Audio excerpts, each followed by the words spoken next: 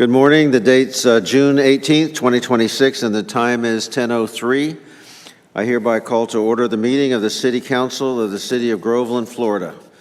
Travis, will you please take the roll? Mayor Keith Keogh. Here. Vice Mayor Barbara Gaines. Here. Councilmember Amy Jo Carroll. Councilmember Michael J. Cox. Here. Councilmember Stephen Shikoski. Here. Interim City Manager Tim Maslow. Here. Sergeant at Arms Lieutenant Boodoo. Interim City Attorney Rick Geller. Here. Deputy City Clerk Travis Jackson. Thank you. We have a quorum, and let the record reflect that Amy Jo will be here at 11. Yes, sir. Okay. Agenda item 1, presentation, hurricane season and preparedness.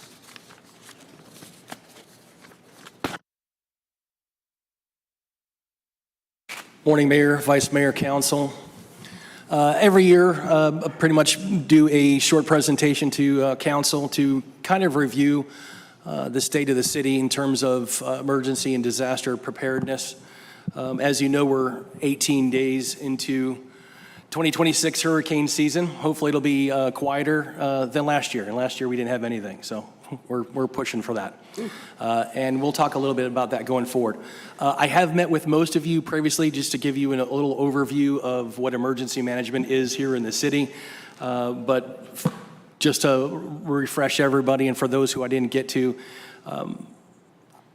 emergency management in Groveland is I am the emergency management coordinator. There is no emergency management director. There's no emergency manager.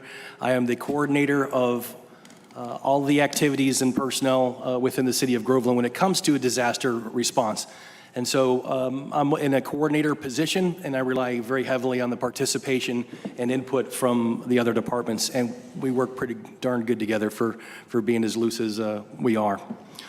Going through the presentation, so what they predicted so far for 2026 is 14 named storms. 7 of those are anticipated to become hurricanes, and 3 of those 7 to be major hurricanes, category 3 or higher. And that's anticipated to be a little bit of a slower season due to the El Nino effects that they're anticipating to occur later in the summer, June or July, August, maybe pushing into September. And everyone always asks, well, what does El Nino mean? Essentially, it's just warmer waters off the Pacific side of South America causing some convective temperature currents, which in the end cause high-level winds that blow west to east into the Atlantic basin where we are and kind of shears off the tops of those developing storms. So the greater the El Nino impacts or effects, the greater, the better season that we have usually in our region.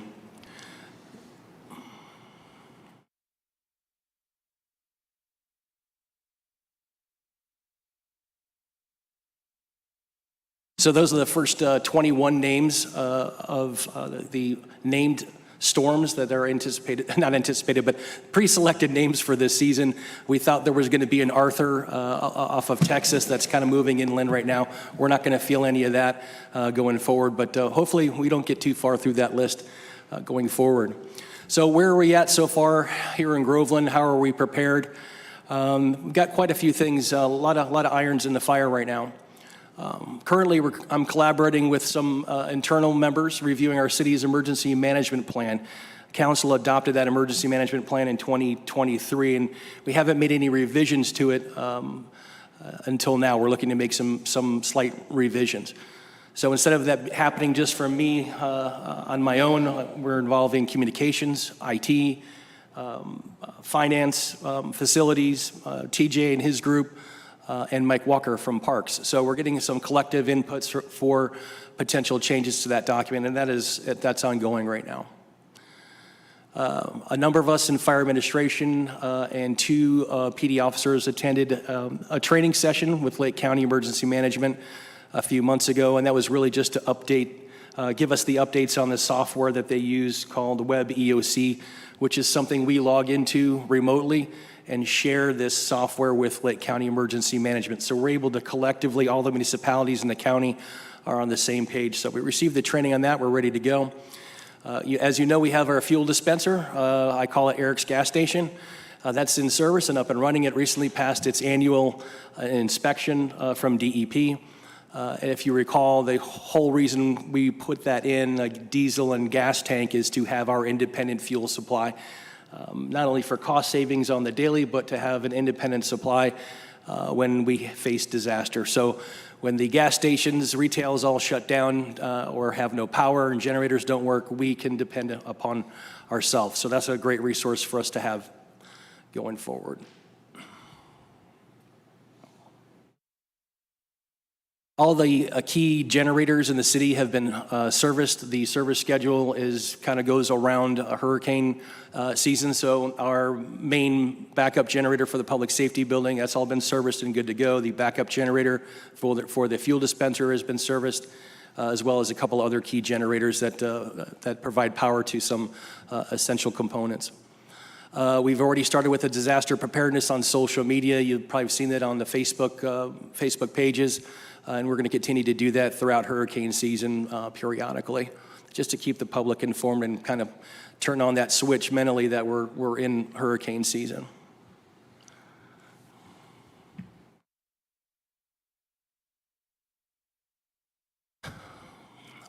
So last week, the city's fund team, which is our internal group that we kind of get the city employees together for morale boosting and things like that, hosted an event in this building last week, and it was kind of hurricane season / disaster preparedness themed, to try and encourage employees to raise their level of awareness of hurricane season, and I encouraged all of city employees to work on their own individual family disaster plans ahead of any storms that may be coming. HR is currently working on a disaster pay policy. That's something that's been in the works for a while. We found out in 2024 that when the city pays people, whether it be when they're working during normal off hours, but they're working to support storm efforts or storm response efforts, or police or fire who may be deployed to another region, the city can decide to pay them however they want, but that doesn't mean we're going to get reimbursed by FEMA. We have to have supporting policy so that we can recoup those costs. And that should come before council here fairly soon. We've got some great coordination between myself and finance. There's a lot of talent in finance right now, and our new purchaser, Coralie, she's very familiar with FEMA contracts and things that we will need to establish that she's working on right now for our debris collection and debris monitoring and debris disposal. The scope of work for those are being worked on right now, and she has a lot of experience and knowledge in that. Erin basically went through all of Milton's FEMA reimbursements, so she's very up to speed with how we submit to FEMA to get reimbursed for costs and things that we spent money on during an emergency, declared emergency. So we've been doing a lot of coordinating, and we'll continue to do that.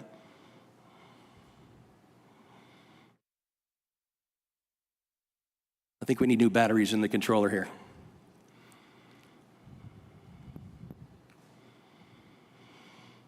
So already working with communications on information dissemination. Again, communications has been adding some disaster preparedness information on city's Facebook website, et cetera. Communications is participating in our working group for the emergency management plan. They've already identified some things that we need to change and update about how we notify the public during disasters and after disasters. We've got our inventory of sandbags ready to go. We've got 34,000 sandbags ready if need be, if we need to stand up a sandbag site. Thank you.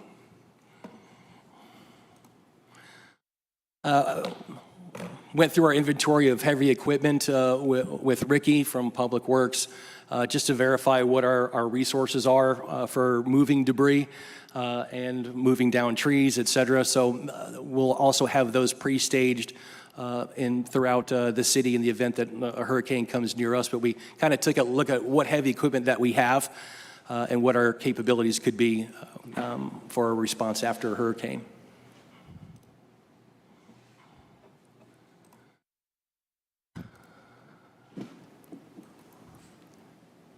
Been working with IT with regards to our needs in the EOC.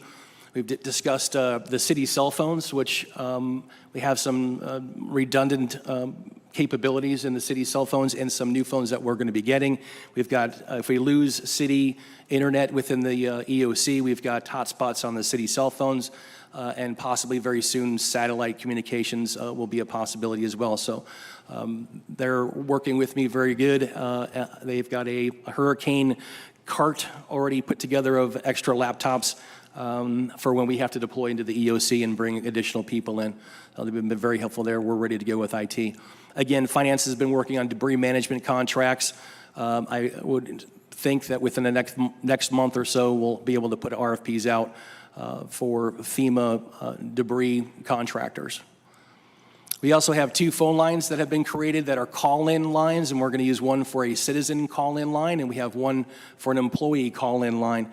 Those are digital voice. We type the message into the computer and you get a digital voice on the end. So it's one-way communication, but it's just another way that people who don't necessarily have social media or don't have cell phones, but they can call into just a landline phone and get specific messaging, and we can give instructions to the public and to employees for when to report to work and how and whatever else.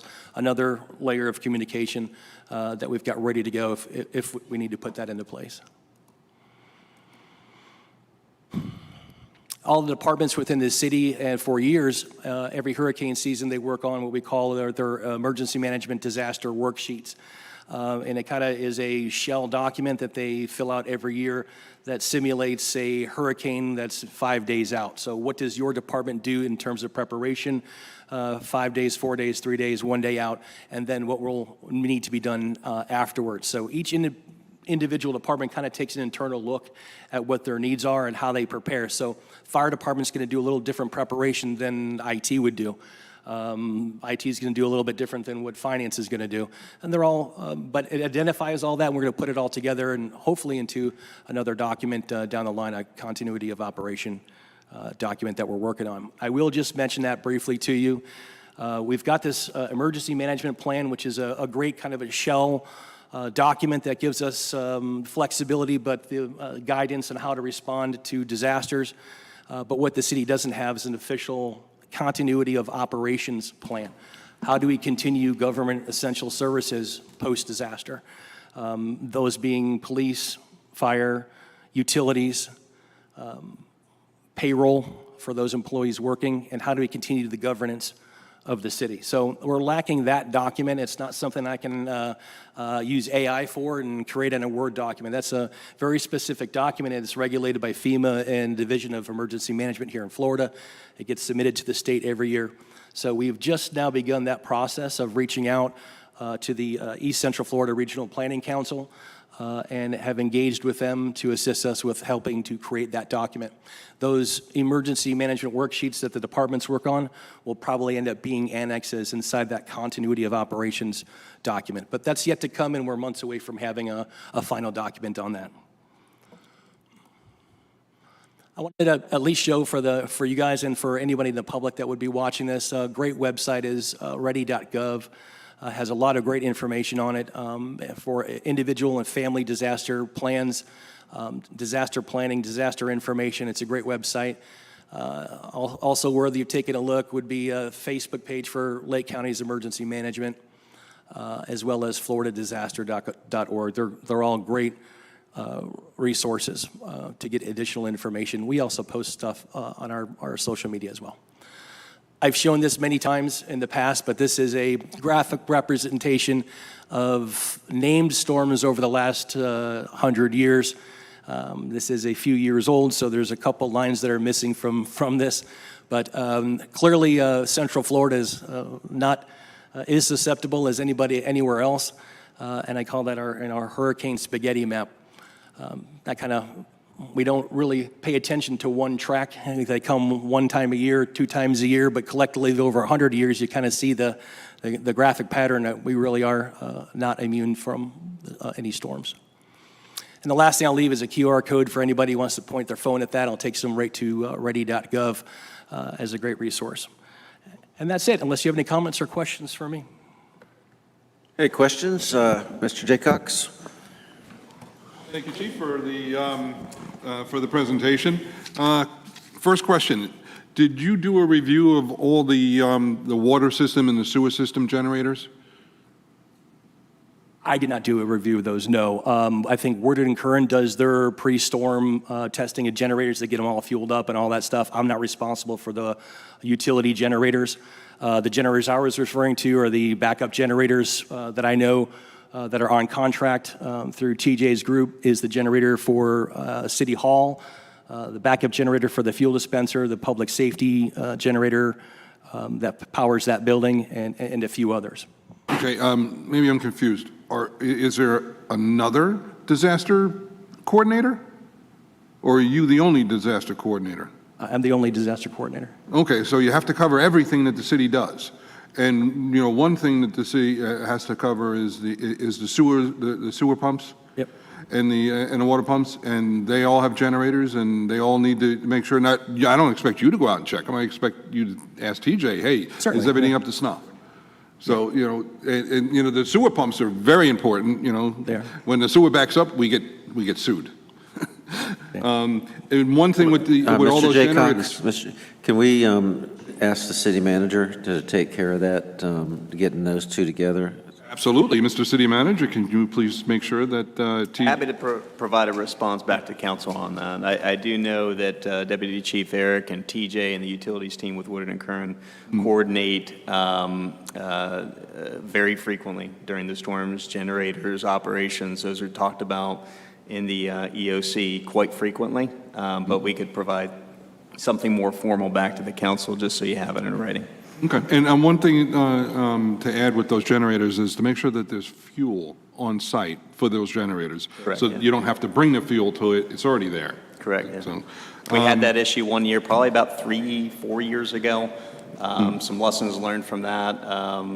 Everything worked out, but we had a little bit of an issue, but we were able to rectify that the following year with extra fuel on site. As part of the ongoing training and requirements for council members, we had to take a 4-hour class on emergency preparedness. And in that emergency preparedness class, it said that cities don't really have any responsibility, you know, to the overall package, that we're supposed to be going to Lake County and we're supposed to be reporting our situation and everything to Lake County. So that's something you didn't mention, you know, that there's this whole big structure between the state and the county and the federal government of how we're supposed to interact with that. Just make sure that that's in any kind of presentation that you do. Did we upgrade or increase the reach of the city through email and cell phone contacts so we could have better communications with the public? I'm not sure what you're asking. How we increase our reach through cell phones? I know the email, we have a partial list of emails, we have a partial list of cell phones. Did we reach out and have the communication department sit there and say, hey, you need to sit there and tell everybody that we need to be able to contact you so we can tell you what's going on in an emergency. So you really need to give us contact information. That's basically what I'm asking. We do have emails and texts. We have the ability on this current website for residents and property owners to sign up for alerts. We're going to make that easier in the upcoming new website. It's going to be on the homepage, a lot more straightforward. So we anticipate adding on to that. But that's one of the things I've talked about with communications. Very simple. You don't have to have social media. You just get a quick alert on your phone and you're plugged in terms of any emergencies or any road closures or utilities issues, whatever we have going on, they'd be able to be notified quickly. Okay, he answers the question. That's great. Thank you. No more questions. Steve? Are we currently outstanding any funds from FEMA for reimbursements? Do you know, or do you? Yeah, that would be a finance question. I do know that we did receive some money back from FEMA, and I don't want you to quote me. I thought $60,000, but we are out quite a significant amount of money from Milton's response. We spent probably close to $700,000, so we're still actively trying to get reimbursed, but that's given us an idea of if there's a major storm, if there's a lot of debris and issues on the roadways, that's probably a good amount to estimate for an emergency reserve for hurricanes. Do we get a list of what we're owed, and we can see if we can shake the trees at Yeah, we'd be happy to share that. government partners? For debris removal, do we have a contract with our current trash vendor? How does that work? Because I know after a hurricane, everyone starts competing for the same vendors on who's going to do the debris removal. Yeah, we do not have any contracts with our current waste disposal.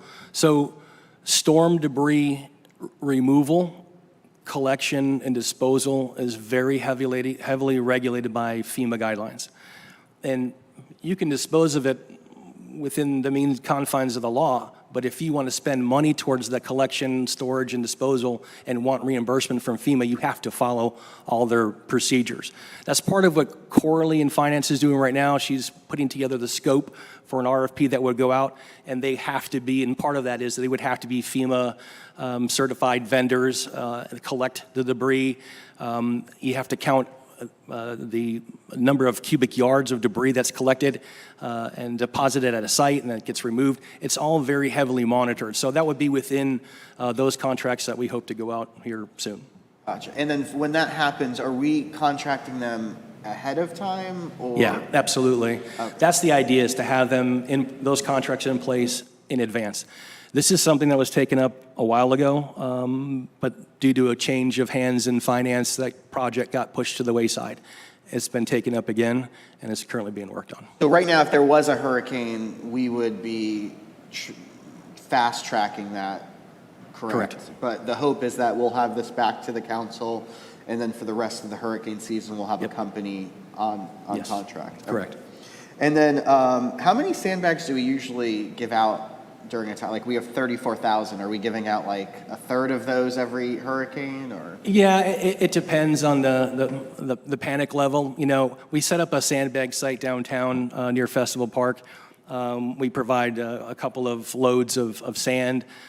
We try to keep staff out there. We put a limited amount of bags at each pile. We kind of monitor that.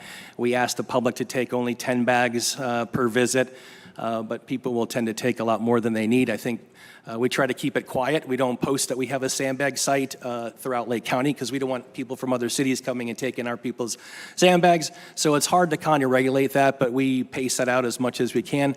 I think whatever the threat is kind of equates to the demand on the sandbags.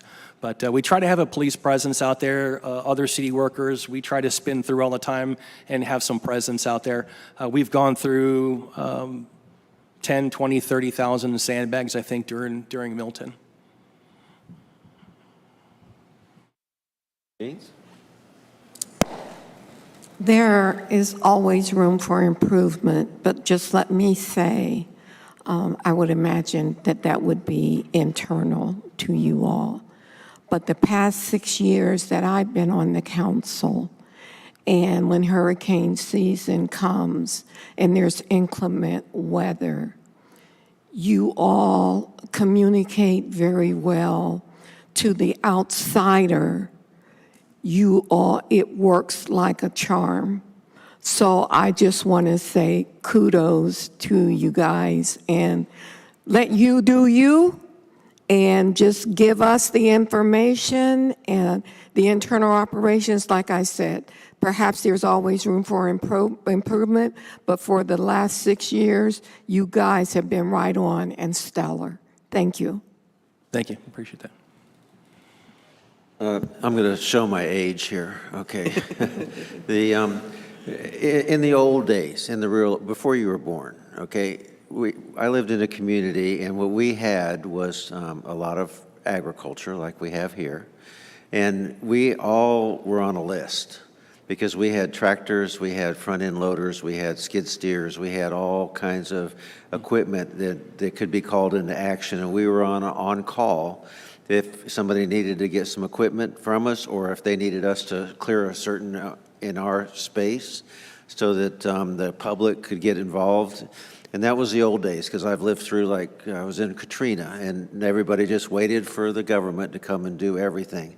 So I was wondering if that would be anything we can still do, if the liability, I mean, if Morgan & Morgan or somebody's stopped that. But it was very, very effective to have people that we could be called to take this section of Cherry Lake Road and just push it off to the side, you know, and because we got a lot of equipment in this city, more than I think a lot of other places. And we do. I know that everybody from from Rainey all the way down to us would say, how can we help?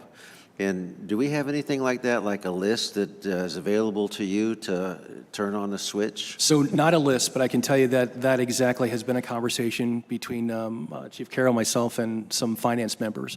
We met to discuss that and other things as well, in particular contracts. I think you'll find that our new procurement person will insist, tap those resources, but we need to have contracts in place. There are legalities that go around that, reimbursement issues, how we pay for the usage, the fuel, the people that will be running that heavy equipment, because we have a limited number of people in the city that can run heavy equipment in terms of employees. So we may have to depend upon others. She will tell you we got to have contracts in place. But that has been part of the discussion, and that will be something that we will continue to work on, because we've identified that. We've even discussed entering into a contract with people who have large tracts of land that we could use as a debris collection site.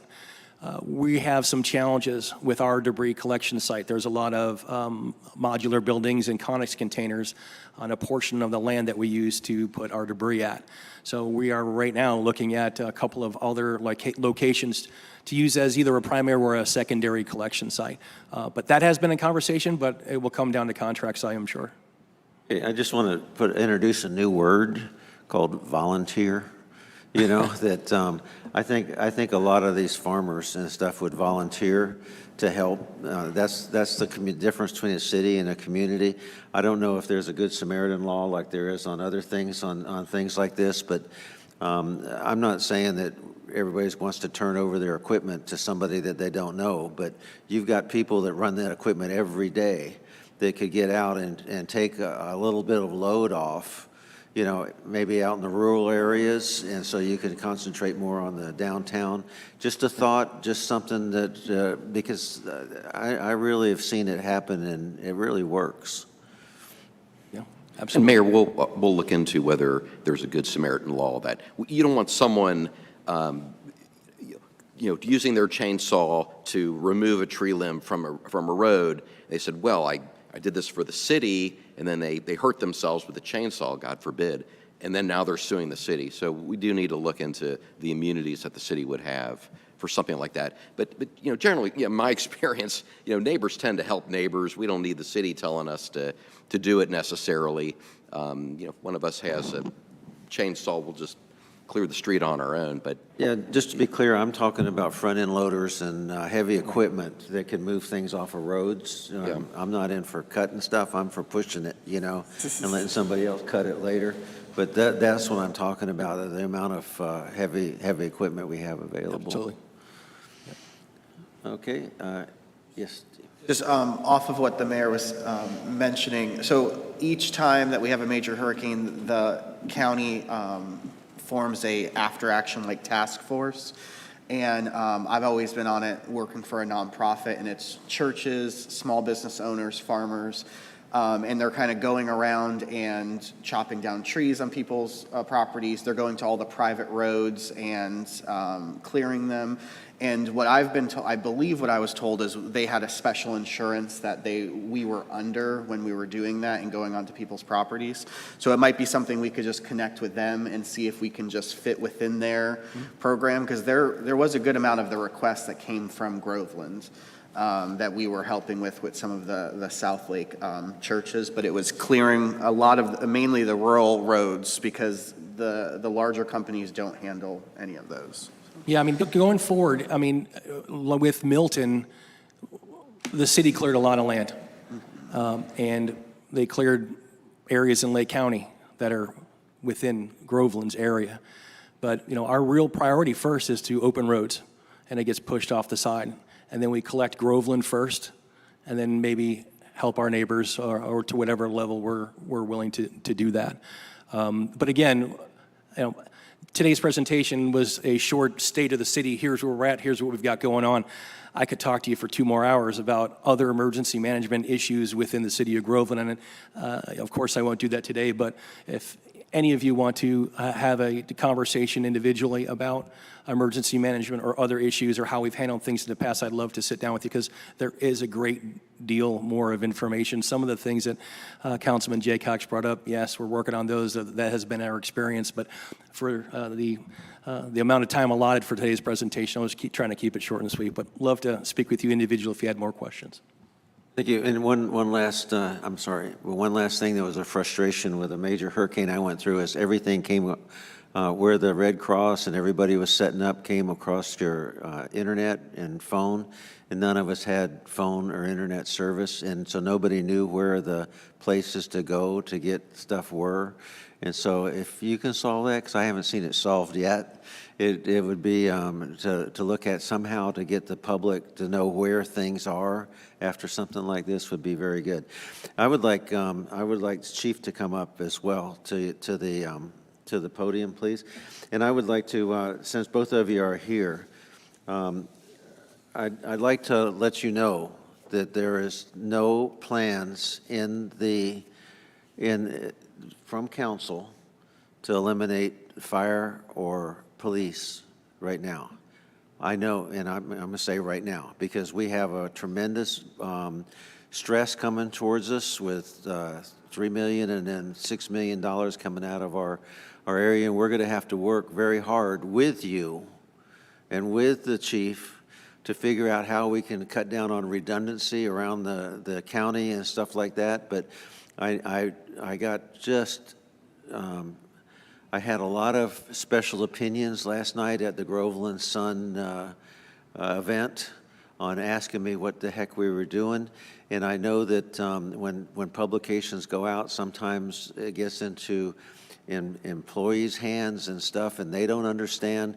And just know and let your employees know we won't make ever a move without having you and Chief Ramsey involved, because nothing can happen without a long-term. We've got a year. We've got a year to figure this out, and we're going to have to do it the first part of the year. But just I know how tenuous how many places people can go work, and if we make people insecure right now on are they going to be here or not, we might lose some of our people. So I just wanted to say that, and I'm sure there's other council people that might want to reinforce that there's going to be a lot of ideas.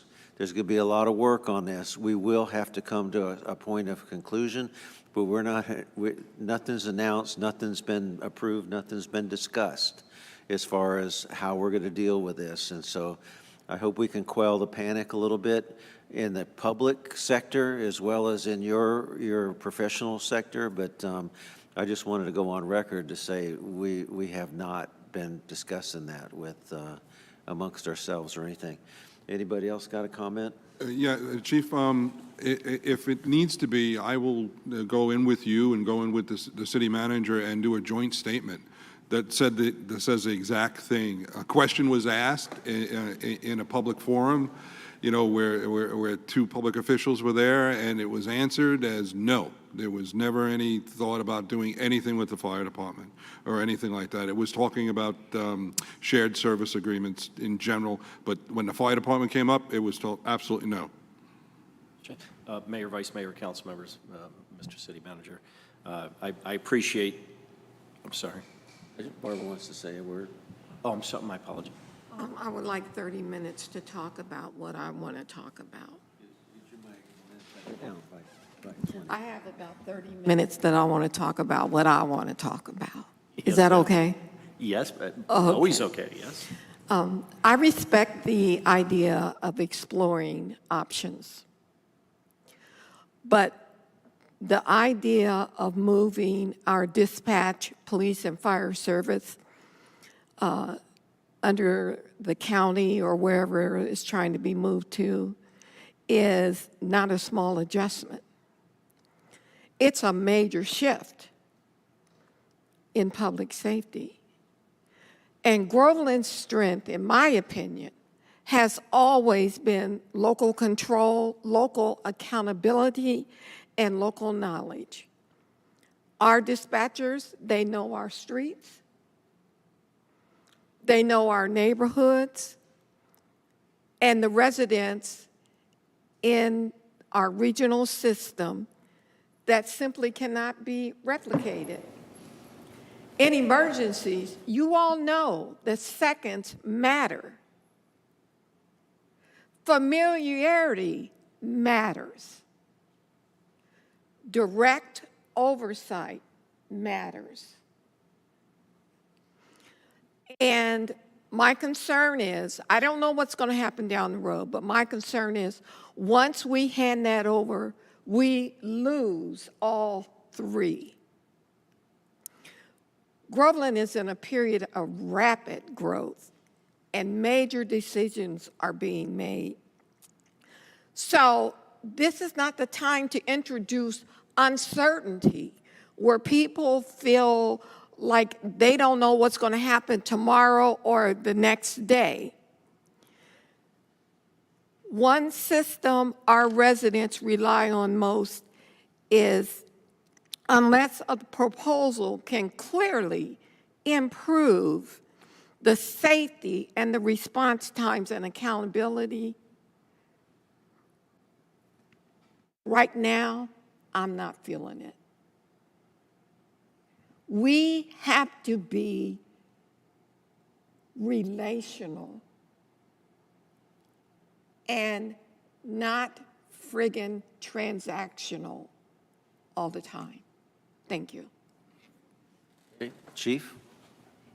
Mayor, Vice Mayor, council members, Mr. Maslow. Thank you for asking me to come up and speak. And Mayor, thank you for those words, because I'm hoping the men and women of the departments are watching this and heard that, because since Sunday, there has been a world of, and not just from our folks, I've had recent conversations with county officials who believe this is what's being tried to occur by our council. It was blatantly said to me that sounds like this is what's happening, and I said, I'm not aware of that. So we have funneled a lot of phone calls, station visits yesterday, over the last 2 days, trying to quell the forces out there, people uncertain by whether they should take one of the thousands of job openings with the huge pay incentives to come work, and I can prove it and show it all to you right now, thousands of job openings. Just down the street, $15,000 sign-on bonus for the lowest people coming in. People want to stay here. People love this community. They love serving this community. Many of them live in this community. And so they do appreciate the support, and I hope that support continues, because once it's gone, Vice Mayor, as you said, once it's gone, good luck getting it back. You do lose that control. You do lose that supervision. And once you're part of a bigger system, their responsibility is the overall, not the individuality, not the dedication and service we give to this community. And we do help our other communities as they help us. But I can assure you, outsourcing it would not be any less expensive, or would it be better? Will not. I can show you that time and time again. And it might be cheaper the first year or two, but that's a common thing to lowball to get somebody to do something until 2 years later, the prices skyrocket. But anyway, I thank you for that, and hopefully we can quell the sources. Can we, and I just want to be clear, and I would ask for a consensus in a minute to say that nothing will ever happen without the two chiefs being involved. And I'm not saying that there's not cuts coming or something, because we don't know. We don't know when we lose 3 million or 6 million. The quote was in the letter was not right. I mean, it didn't have our capital equipment in there and everything. So we're talking the first cut's going to be about 2 million off of what we now do for public safety, not the whole city, just public safety. And we're going to have to get together, and I would hope, knowing now that you told me you're going to a meeting, that all the chiefs get together and figure out how we can cut down on redundancy, because everybody's in the same, if we have a fire station here and one here, how can we work together without duplicating efforts? Because we're not the only ones that are in this boat, and our chiefs need to get together and figure out how we can work together on some of this stuff. So, Mayor, if I could just answer, I'm sorry, the redundancy issue. I can tell you now, there's not enough fire stations in total throughout Lake County. The redundancy, the overlapping, we have mutual aid agreements between all the departments, especially the ones we immediately touch or connected to. We have inter-service boundary agreements. We have a Lake County to cover some of their areas. They can't even cover all their areas. We help, as they help us if we're out as well. So the redundancy is already built in, especially when it comes to this area specifically. We all overlap. We all help out. Obviously, the dispatch thing, that's how we do it. But the redundancy's there. Now, let me say this about Groveland Fire Department, because that's all I can control through your allowing me to, is that we want to and we will do our part in this homestead tax thing that's going to happen. I can assure you that. Matter of fact, we have presented. We will be presenting at the July 6th meeting, showing where we want to do our part and how we can make things better. We can increase a level of service and reduce cost of what would have to happen if we don't do that. It would be more expensive the other way, and this way we can increase level of service and reduce costs over the next 5 years. So we want to do our part. I promise you, we will be good stewards of the taxpayers' money, and we want to work. There is no other way. We are going to work together to solve this problem and do our part.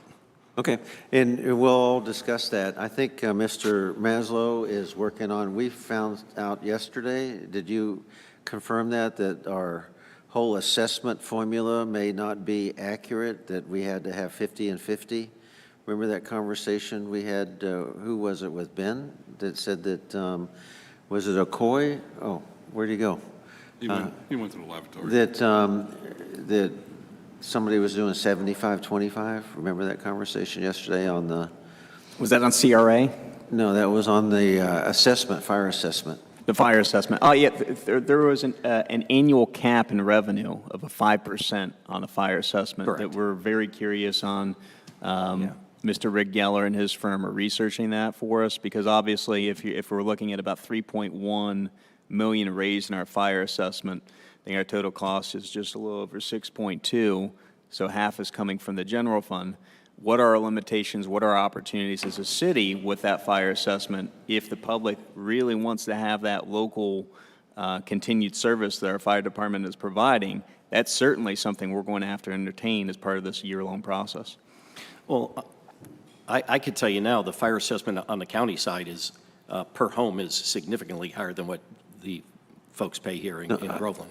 Yeah, I'm just saying, because we may have to, there's going to have to be something to make up the loss of revenue. Right. And if we're capped at 5%, we can't add enough to make up that $3 million for public safety. So the charge was yesterday, I think, with your firm was to figure that out. Yeah, we have not researched that yet, but from my general knowledge, fire assessment fees, you look at income rises over the last 5 or so 8 years. I can't remember what the statute says. But if you're changing the methodology of how you're calculating the fire fee, you may have more flexibility. We dealt with this with another municipal client just in the last week, and they had a firm up in Tallahassee that proposed an ordinance. I mean, they do this all the time, this public financing and all that type of work, and they were looking at a substantial increase in the fire assessment fee. That particular municipality voted to increase their fire fee to cover 70% of the assessable costs. They're going to probably ratchet that down to about 45% in August. But I'm going to look at the legality of what we can do. And if I may, Mr. Geller, I think Certainly. the important thing, people have to understand the methodology behind the fire assessment. We cannot just randomly or arbitrarily pick a number like 75% or 65%. how this comes to be is my statistician over here, my data guy, has to provide, I just can't even begin to tell you the information that has to be provided to the consultant.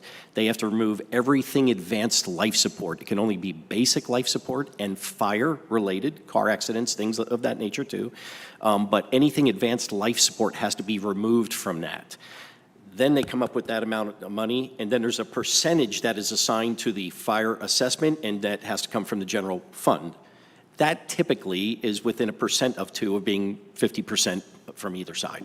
I think we're gonna have a new paradigm because we're taking property taxes away, and the property taxes are now paying for 50% of your division, right? And so rather than charge somebody a tax, it may end up having to be an assessment, right? So because we're just moving money, checkers around, so it's not we're not leasing our house from the government or whatever that new thing is. So I think that what we need is direction, and if we need our lobbyists to weigh in on this too, is to how are we going to make this up? And we can't have a 5% cap, right?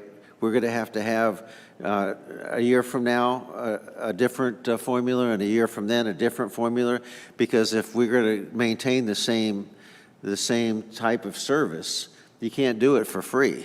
I mean, it's got to come from somewhere, unless you want to put a credit card reader on the side of every fire truck. So every 3 years, we look at an overhaul of the system, which Mayor and Council, that's what you folks did with the Fire Assessment Committee here last year.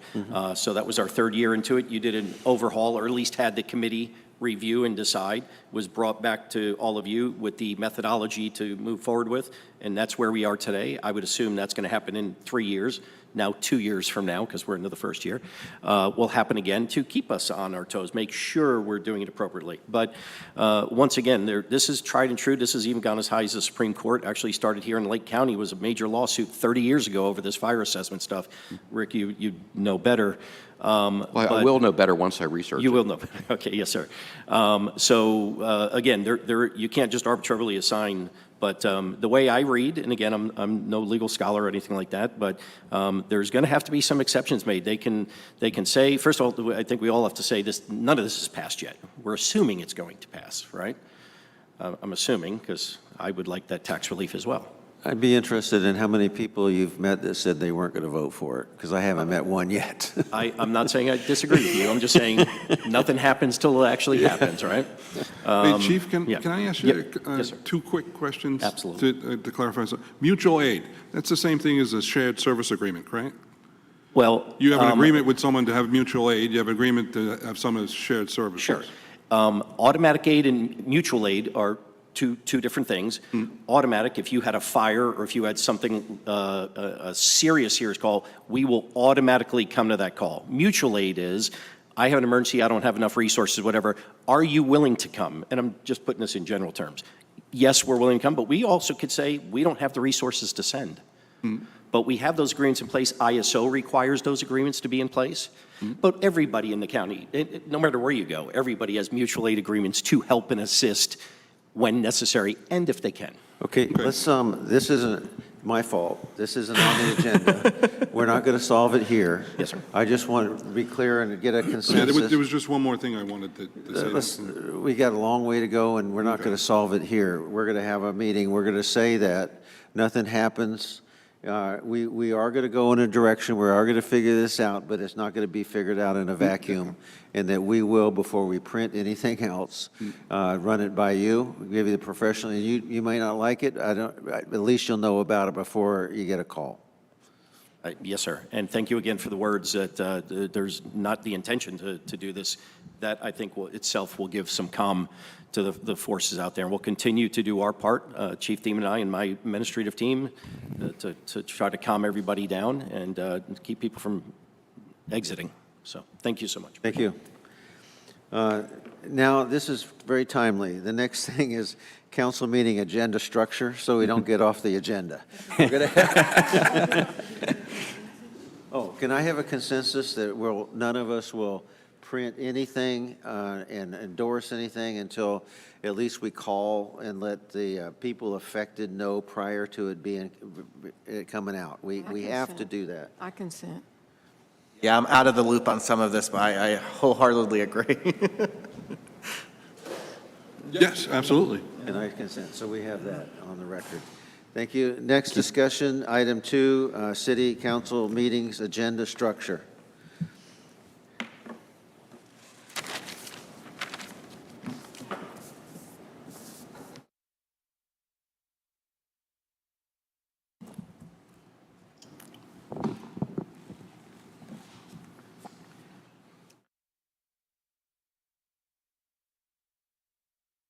Thank you, Mayor. I have a PowerPoint, and just waiting for that to get on the screen. Here, And this is it's coming. really an opportunity to take your temperature and I'll throw out various ideas. You may like them, you may dislike them. I am not offended by you disliking anything, but I'm going to share some of what some of our other municipal clients do. And the one thing that I'm a little awkward about is coming in here as the new guy and suggesting to you that you must radically change what you're doing. I think there's a natural discomfort for change, and if things are going reasonably well, I would expect you would want to continue as they are. I mean, the way that I've observed the meetings, this is probably my second or third meeting, and I've watched some of your meetings online as well, that things are done reasonably well. I mean, the mayor just this morning would call on each council member in turn, for any comments, and that's the proper way to do it, and that prevents kind of the chaotic meetings that I've seen, especially at the county level and some other local governments. So I don't mean to be suggesting that you need some major overhaul of how you're doing things, but I'm going to throw out some ideas. And the first thing I do need, go ahead, Mayor. No, I just want to take some of the discomfort away. We asked him to do this. We did. We asked him, and so this isn't something that the firm has taken on and trying to change. We said, we've got issues with long meetings. How can we get them down and stay within the guidelines? And so I hope that takes some of the discomfort away, because you were asked to do this. If I could add to appreciate that, Mayor. I get frequent comments from all of you in terms of, hey, how can we make our meetings better? How can we optimize it also for the public in terms of public comment? And I asked Rick to share some ideas with you all in individual briefings, and then also come together in a workshop. Again, no action is being taken today. This is just a sharing of ideas, since Rick's firm represents a handful of other cities. If you like some of the ideas, we could try them out. If you don't like them, like Rick mentioned, we could throw them out. It's just ideation at this point. I do need to start off with basics. You all already know this, but for anyone in the public, the difference between an ordinance and a resolution, because there are different treatments that are required under Florida law. So an ordinance, of course, is official legislative action taken by you. It is a regulation that's general in nature, could apply to various fact scenarios. It's enforceable as a local law.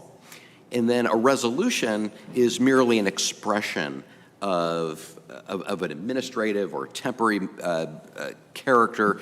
For example, you all will adopt certain fees by resolution, because fees will change over time, will generally go up over time. Technically, they could go down, but that rarely happens in this day and age. So anything that's temporary or administrative of nature, you can generally handle by resolution as opposed to codifying an actual ordinance. So the Florida statutes give us procedures for the adoption of both ordinances and resolutions. I'm getting some. I'm sorry. I'm getting some noise back there, Mayor. Hear them talking back Mayor, there, I'm so it's just hard getting to- some. Mayor, if you could just ask. Thank you very much. I appreciate that. So 166.041 Florida statutes provides for the procedures for the adoption of both resolutions and ordinances. And so let's start with ordinances, that you don't have to have 2 hearings on an ordinance. Okay, that is the typical procedure of many municipalities of two separate hearings. They'll adopt it on a first reading, then they'll have a second reading.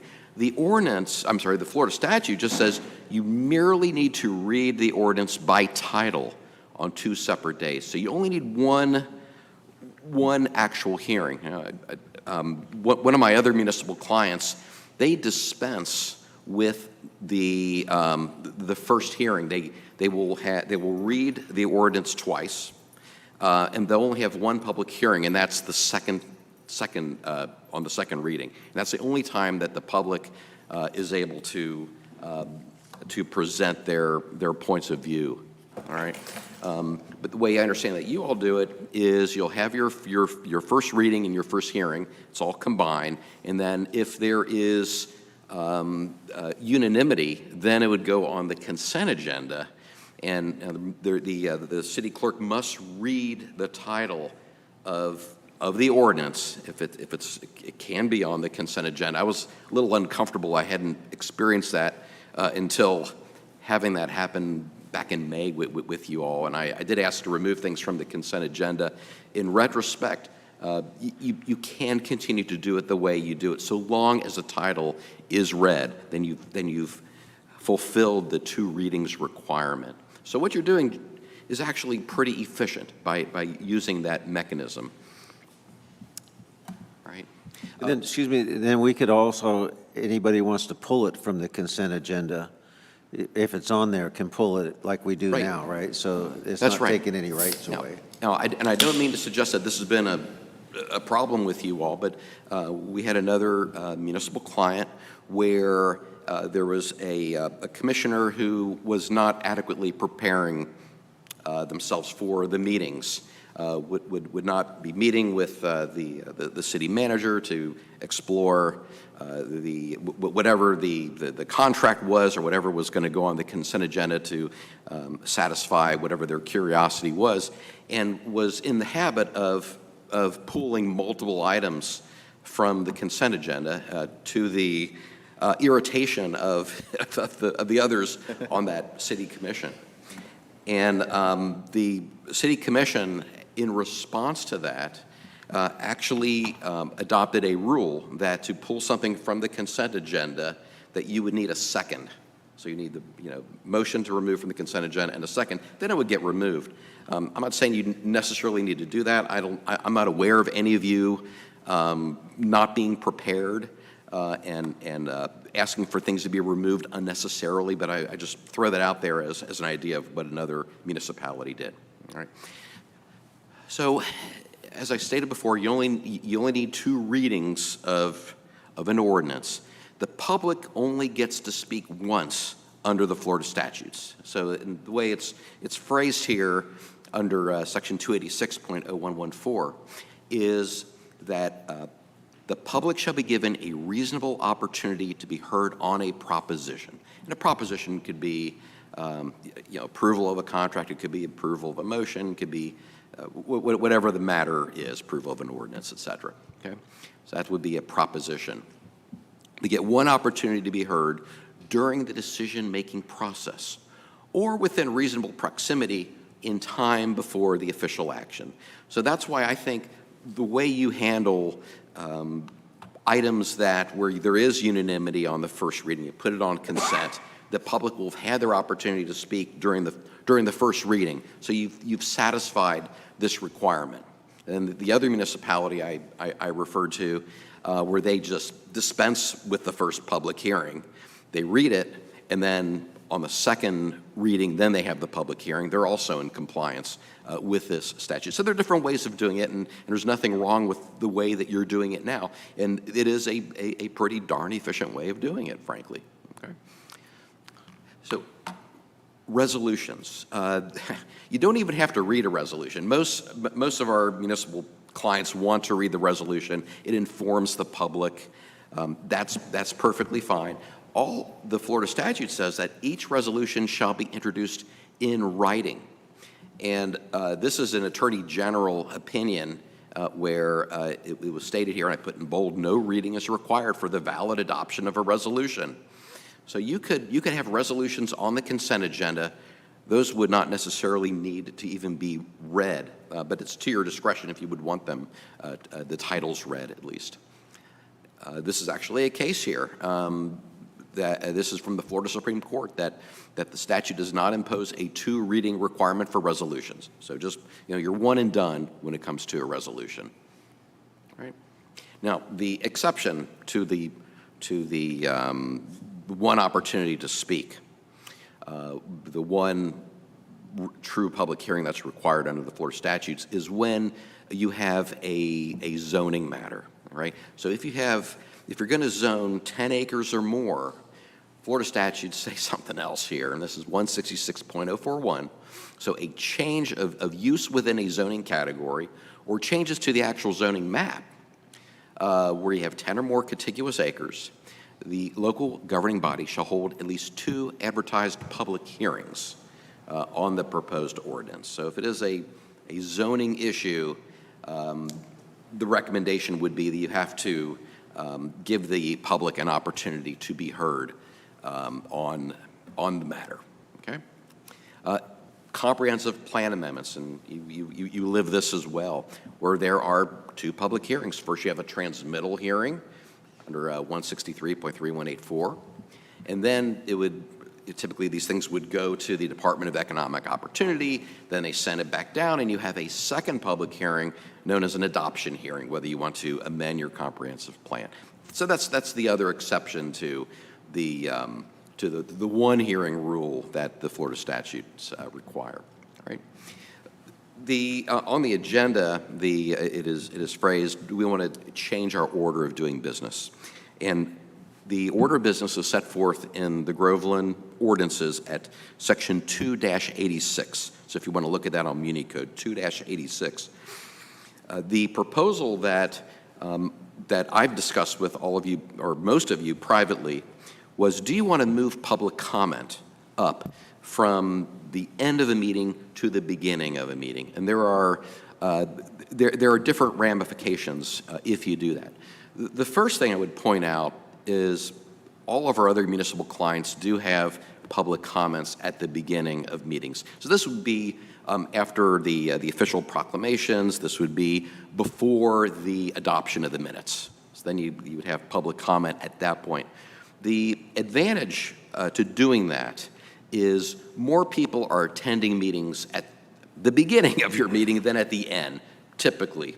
Of course, there are exceptions to that, but normally to require citizens to wait 1-2 hours, however long, to speak, that is that could discourage some citizens who just don't have the time, or they're just so darn tired by the time you get around to public comment if it's at the end of the meeting.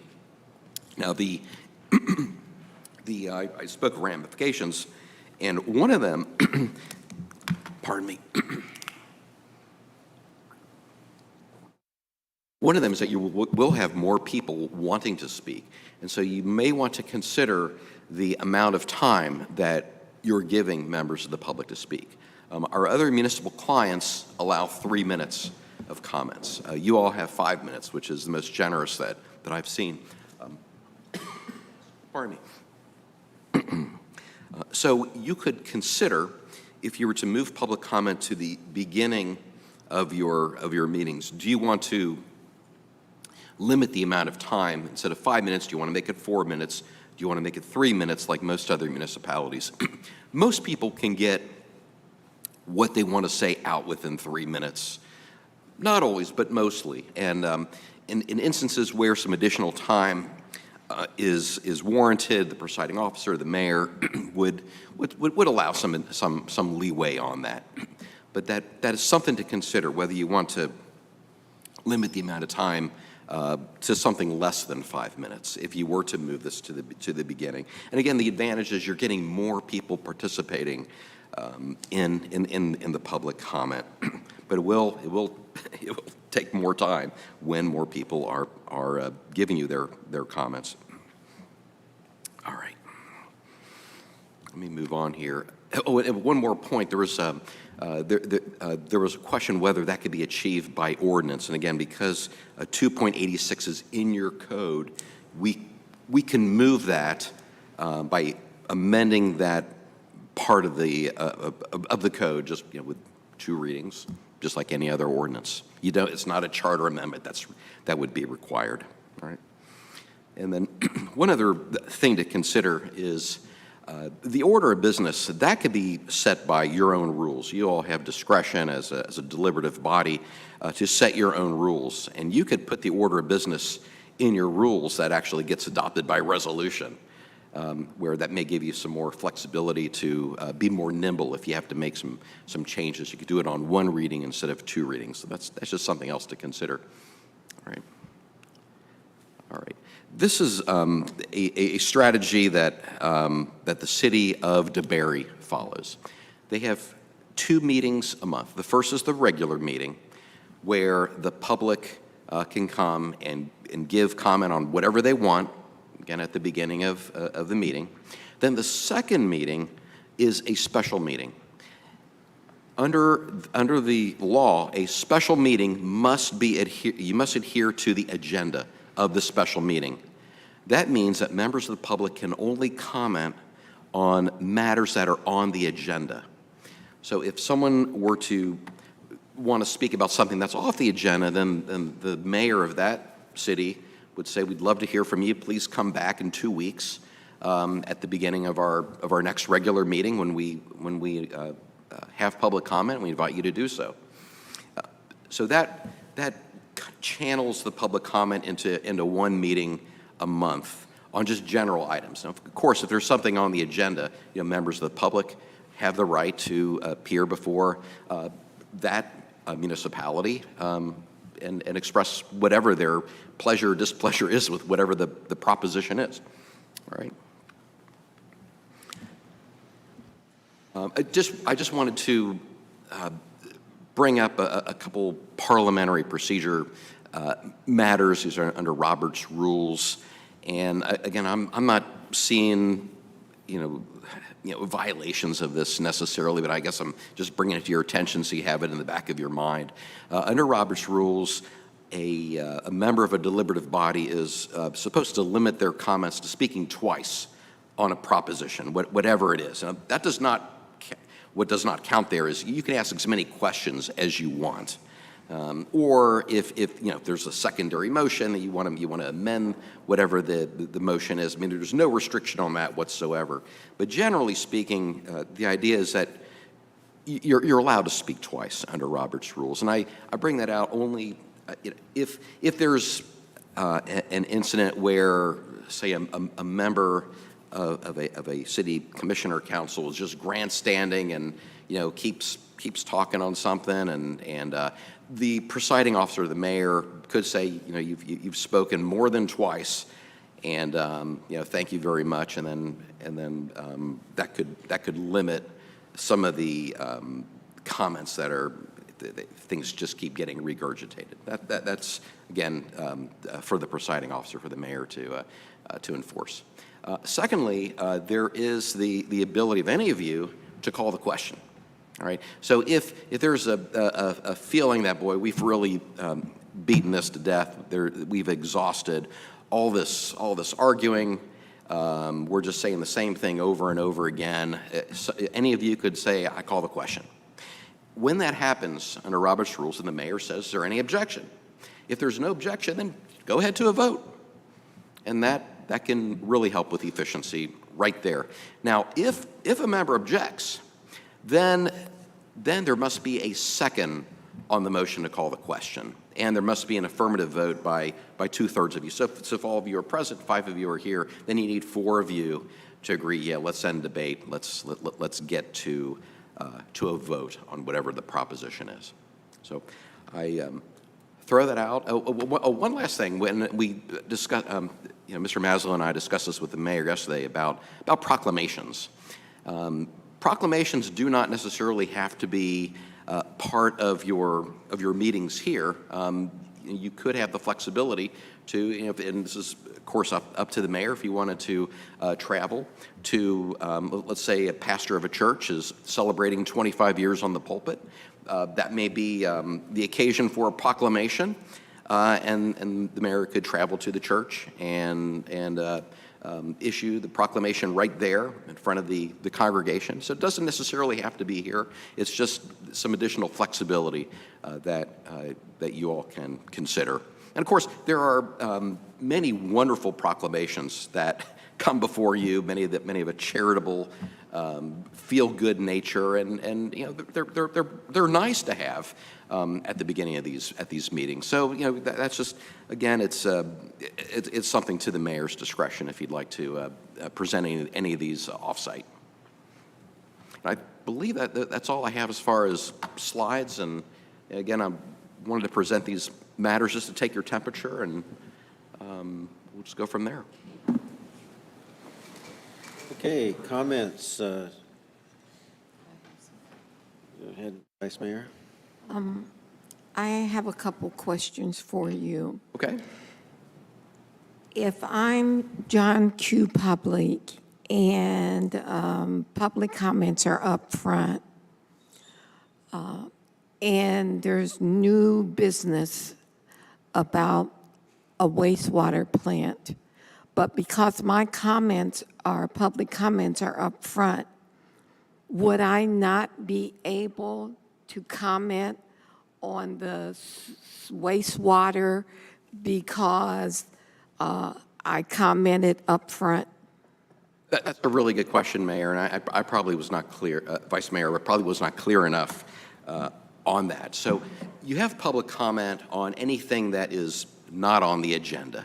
If something is on the agenda, and typically, you know, if it'd be either Travis sitting here today or Ginny, typically would have all the requests for public comment and would separate things out for the various items on the agenda. So if someone during public comment starts speaking about something on the agenda, you know, the mayor could say, we're actually covering that later on the agenda. We'll invite you back up to address that point. But it would just Staying on the quickly agenda, to summarize be it. clear, we are able to, because I asked for public comment on each item that's on the agenda. It's not taking that away. This is the whole public comment at the end, where everybody gets to get up and say everything. Is just moving it up front. So, yeah, if we're talking wastewater, we say motion, second, discussion, public comment after each one, and they'll be able to get up and say it then. Okay, and my second question is, can you please help me understand how is asking, I think you used the words, how's asking as many questions as you want, Yes. if you only get to speak twice? Would you give me an example so I can understand? Sure. So the speaking twice is really making the argument, is, you know, addressing your concerns about an item. It could be really any proposition whatsoever. So when, let's say you're talking about a new fire assessment fee or increasing the fire assessment fee, you know, you may have multiple questions for the fire chief. You may have multiple questions for the city manager, for whoever's sitting as the city attorney. You can ask whatever questions you want. The speaking twice on a matter would be, you know, I am opposed to raising the fire fee because I'd prefer that we increase the millage to cover the costs, or whatever the arguments are. That'd be the type of comments that you would be making, or comments where you're trying to persuade the other members of the council. I think that's what that Roberts rule is getting to. So would it be fair to say that I can ask as many questions as I want about it, but to give my opinion, I have 2 times to do that?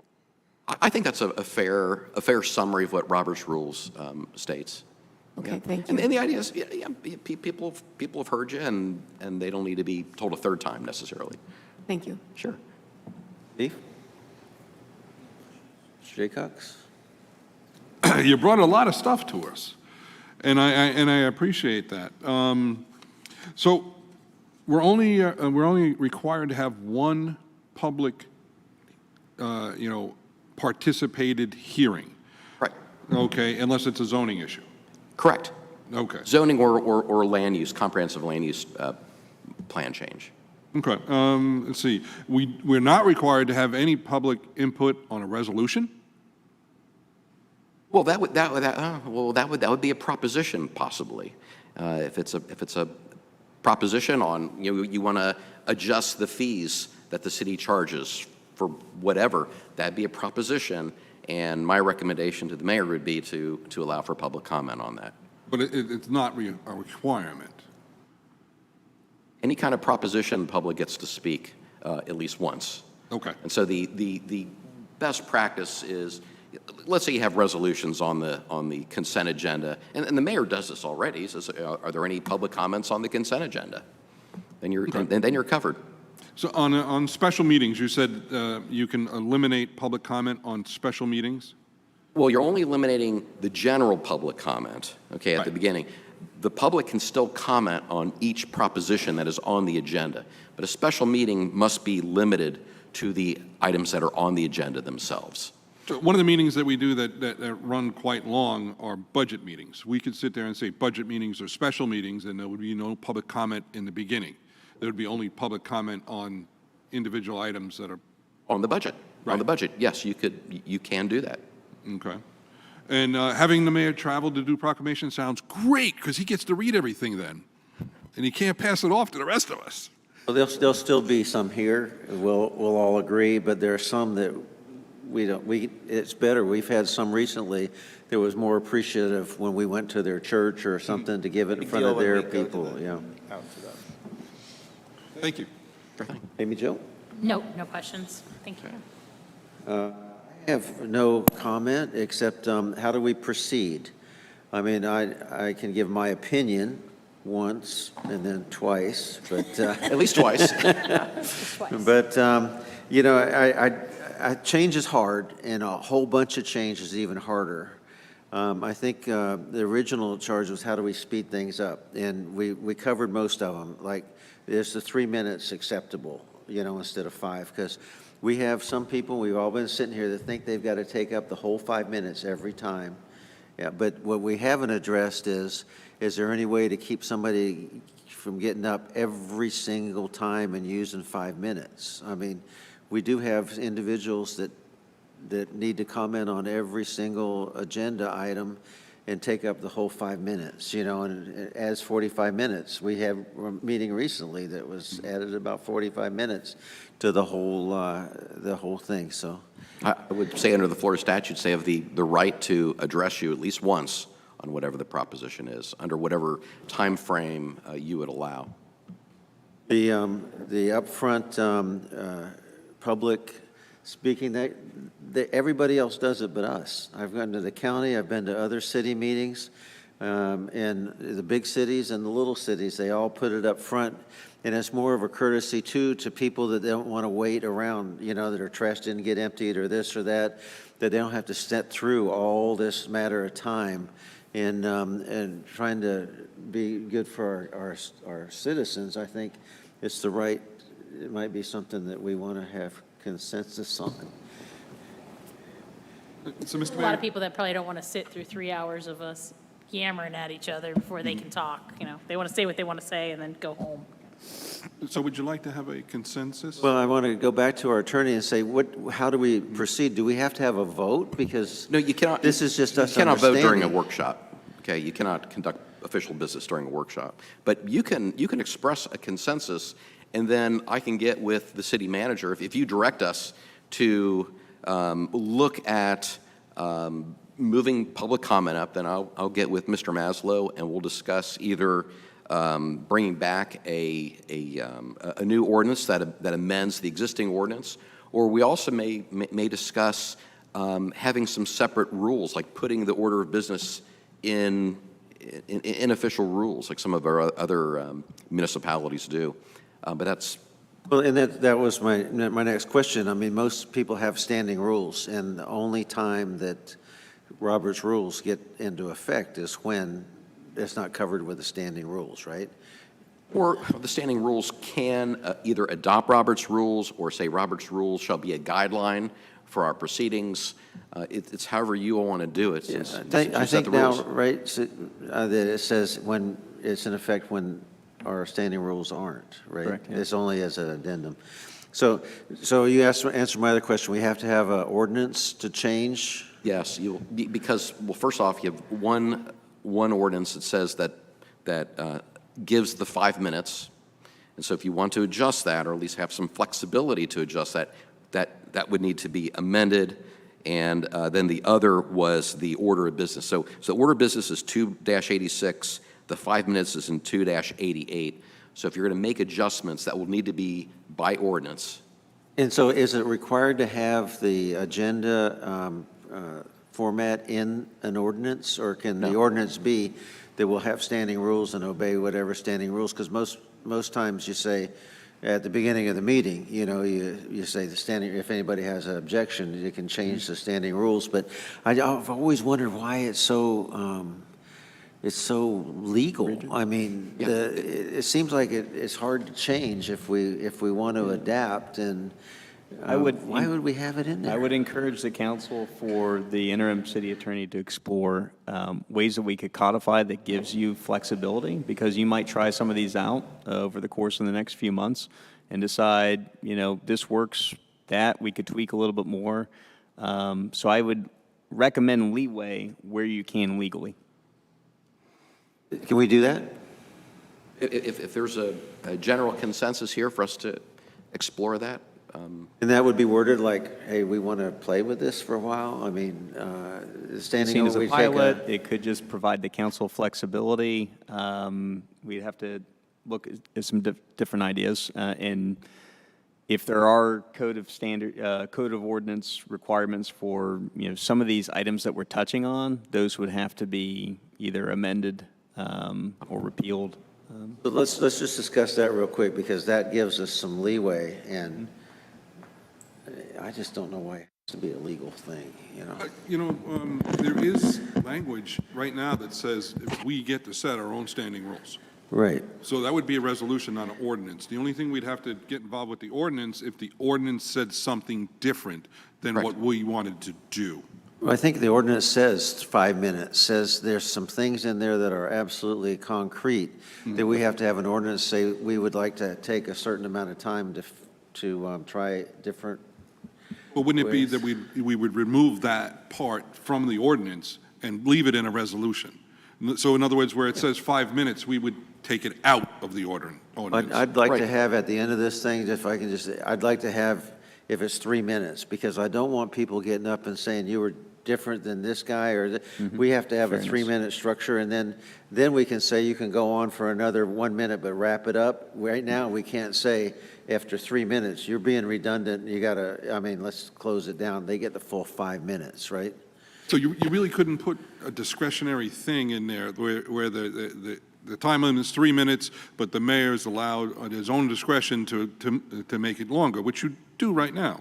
That would be in a resolution. It wouldn't really be in an discretion is to the ordinance. chair in Robert's rule. It's So already- my suggestion would be an ordinance that would repeal those provisions or amend them so that the two items are no longer codified.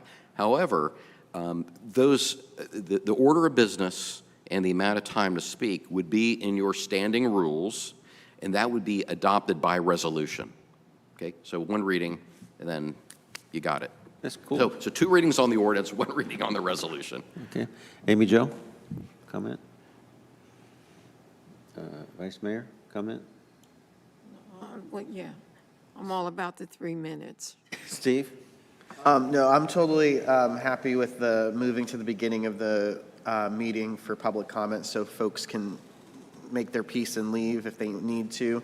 Some people just want to voice a concern that they're personally dealing with, but then they had to sit 3.5 hours to do that. And then you're just like, oh, well, just go talk to him and you're done. And it's like, I'm totally fine with the 3 minutes. The only thing I would caution is if whatever we're doing, communicate it out. Because if someone wasn't at this meeting and then they see that the ordinance is changing and we're cutting out the 5 minutes, it makes it look like they no longer get to speak when really we're just changing how we format it. Right.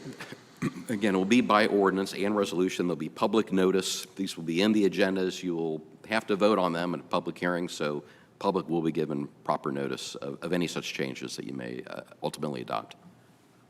We even spoke about on the comment cards through Travis or Ginny when they sign up, having 3-minute public comment section. So it's just very clear when they sign up, just so they have expectations. So, Mr. Mayor, I think we'd want we want the 3 minutes. We want the no public comment at a special meeting. We would want only one public comment per hearing. So that those are 3 things, and bring the public comment to the beginning. So that's 4 things we'd want this. We is a strong word, because I don't agree with all that, so Okay, as you. And some stuff like the special meeting is something that's like a case by case, that doesn't have to be brought. We'd have to say that in our own rules, that we can have a special meeting where the beginning public comment would be foregone, if you wanted to do that. Yeah, I don't want to get those lines too narrow, but I think we've got it covered right now. I think where we want some leeway is on the, as you said, I think where I would like some leeway, because I can't speak for all of you, is that, yeah, the upfront, the 3 minutes, and off-site proclamations, to get that off the board. I really worry about telling everybody they got, right now, you can only, right now, do it once. Any member of the public can only get up and speak on any agenda item one time. We enforce that. Nobody gets up twice. To put it out that you can only, on a resolution that may come up a second time, a month down the road or whatever, we bring it back. I just am afraid that, one of our core principles is informed and engaged, and we've gone a long way on getting people engaged. I don't want people to think we're trying to cut them off. So I would, from restricting on voicing their opinion, I would weigh on one side, but definitely the 3 minutes, because I agree with you. We can say anything in 3 minutes, and then, but that was just my opinion. Amy Jo? I agree with the 3 minutes. I agree with moving public comment to the beginning. I don't necessarily think we should go to the special meetings, because then we only have the general public comment once a month. And I think with informed and engaged, we want them to come. We want them to tell us what they're thinking. So, yeah, we don't want to send that. So I agree with you. Vice Mayor? I say ixnay on the special meetings. We have that special meeting now. I mean, we can do that. Mayor can call a special meeting and do that, but Yeah. I would never, budgets and things are probably the one that people really want to comment on. It would be very, very hard for me to say, in my opinion, for me to say, we're not going to have public opinion at this meeting. Sure. To me, that would have people lining up at the door that weren't going to come before and protest, and I can't talk rather than what we're trying to discuss. Just for point of clarity, Mr. Mayor, so I'm making sure that I'm on the same page. Yeah. In terms of when we say public comment at a special meeting with a specific agenda, I believe Mr. Geller was looking at public comment specific to that item that's on the agenda, not just public comment for anything that's off the agenda. Right. So you would still have a public comment as long as it was related to, say, the budget, if it was a budget workshop. But you couldn't bring up necessarily solid waste pickups or something like It's that. up to everybody, but again, the perception of cutting people off is something I don't want to have. Sure. And I would, if it's a meeting on some employment issue or some contract issue or things like that, we might want to just narrow it down. That's a special meeting and one thing's on the agenda and that's it. But just a budget and a broad meeting that is a special meeting enforced would be, in my opinion, would create more issues than it would solve. You have my consent for those 3 items. Okay, thank you. Steve? Yep. Amy Jo? Anything else? Yes. I think we have the consensus. I Mr. appreciate Mayor, it. two We'll work things on that it. we didn't cover, I just want to bring it up if you choose not to talk about it, but one, we talked about, obviously, public comment, but the applicants sometimes with longer, more complex land use cases, sometimes they're heard at a P&Z advisory board before here, having some kind of limitation on Yeah, those that was a big presentations. deal. What happened to that one? We didn't touch on that, and I Wha- wanted to go over it to see if there's any kind of consensus on a time limit for applicants. And then also, I frequently hear back in terms of start times for meetings and end times, having a cap if the council wanted to explore that. Take one of those at a time, bring Yes. it back up one. Which one do you want to cover first? Up to you. Okay, applicants coming in and doing presentations. They should have a time limit, especially zoning. Zoning, we run through a whole zoning board. The zoning board has to sit there for a half an hour for a thing. In my opinion, what we need is a synopsis of what the zoning board said. Narrow them down instead of 10 to 5 minutes. Give us your synopsis. Have somebody from staff tell us this was the vote, this was the dissent, this was the issues. And then we can ask questions. But to go through how many staircases they have and how many, we got a zoning board for that, and we've had some of these presentations that go on for a while. 10 minutes? Good time.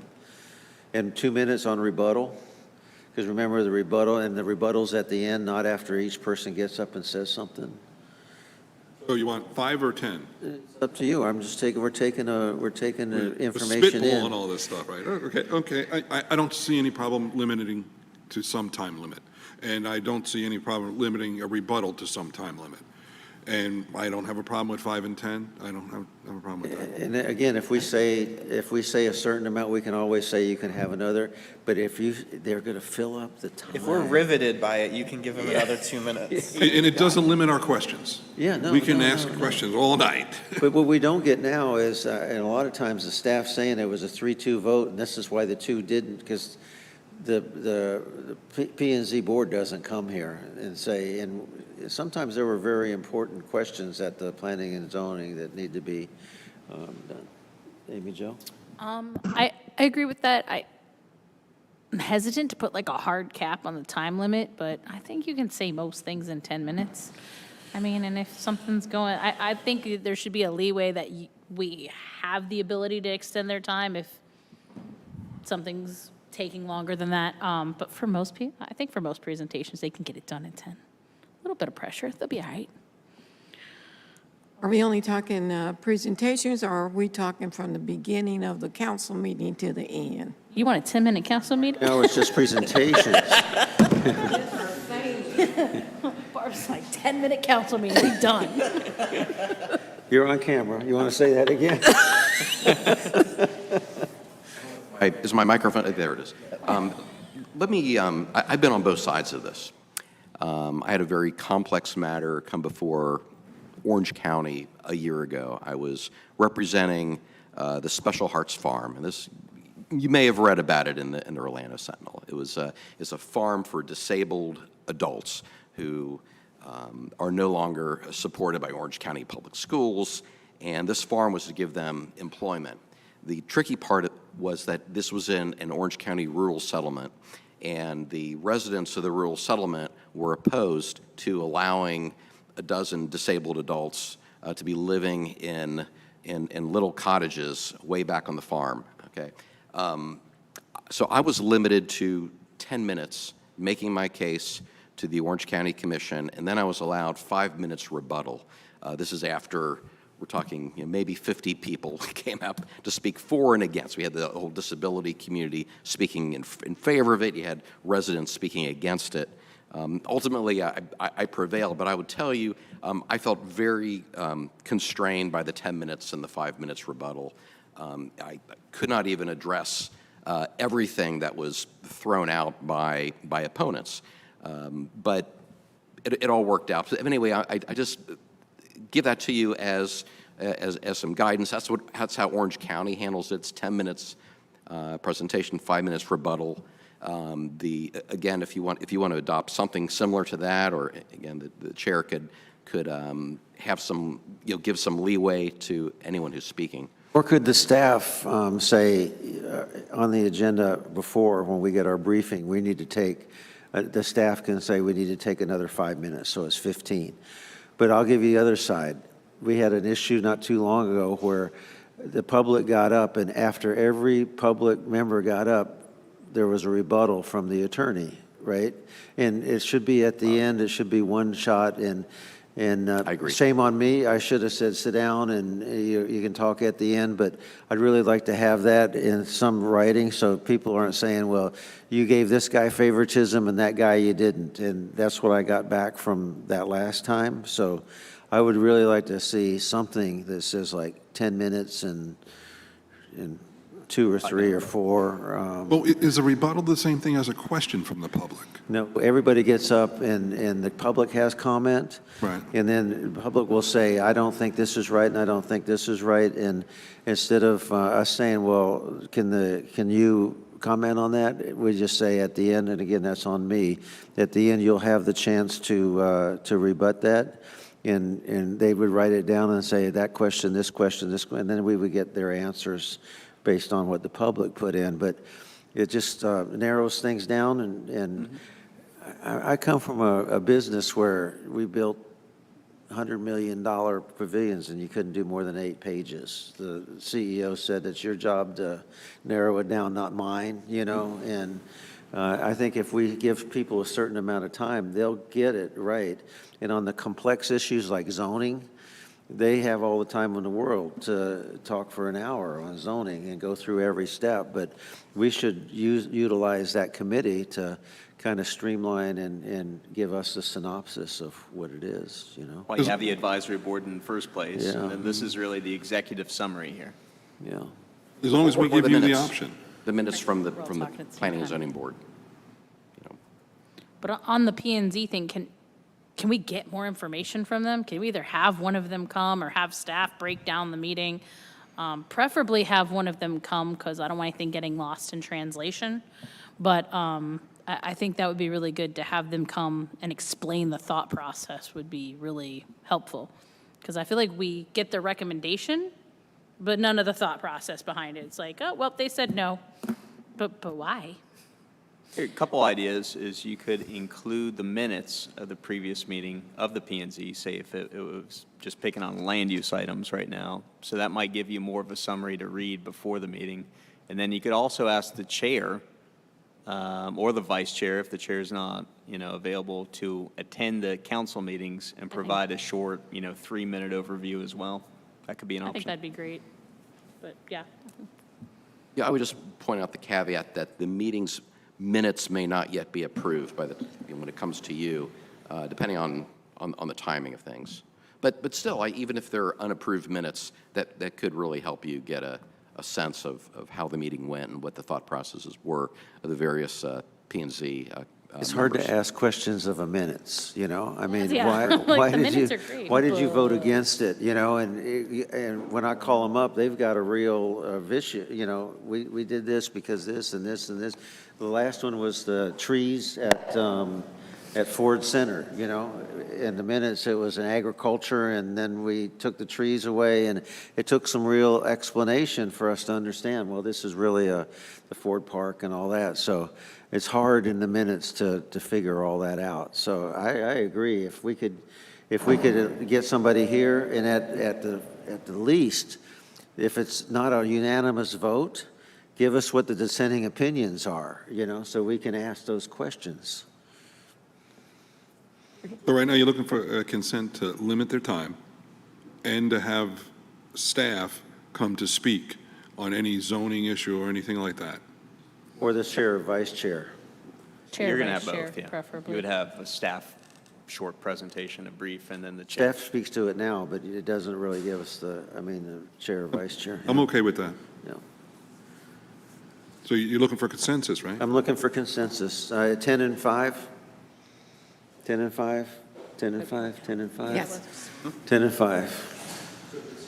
To me, that when Tim and I work on this, we will probably want to amend your rules to put these items that are either codified or not even codified yet into these rules, and it'll come back to you. And then the next thing is starting time of the meetings. And if you wanted to have a cap, Ending time, cap is ending hard. time. Ending time is The cap important. is hard, because then where do we put the stuff that we didn't get to? My opinion, I will never put a cap on doing the public's work. They voted for us to come and do their work, and it's it's like we're doing right now to figure out how to get it done.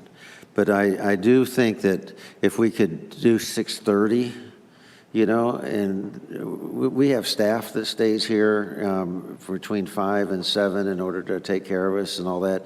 If we could move it to 6:30, can we move to 6:30? Yeah, I can make 6:30 work. Okay.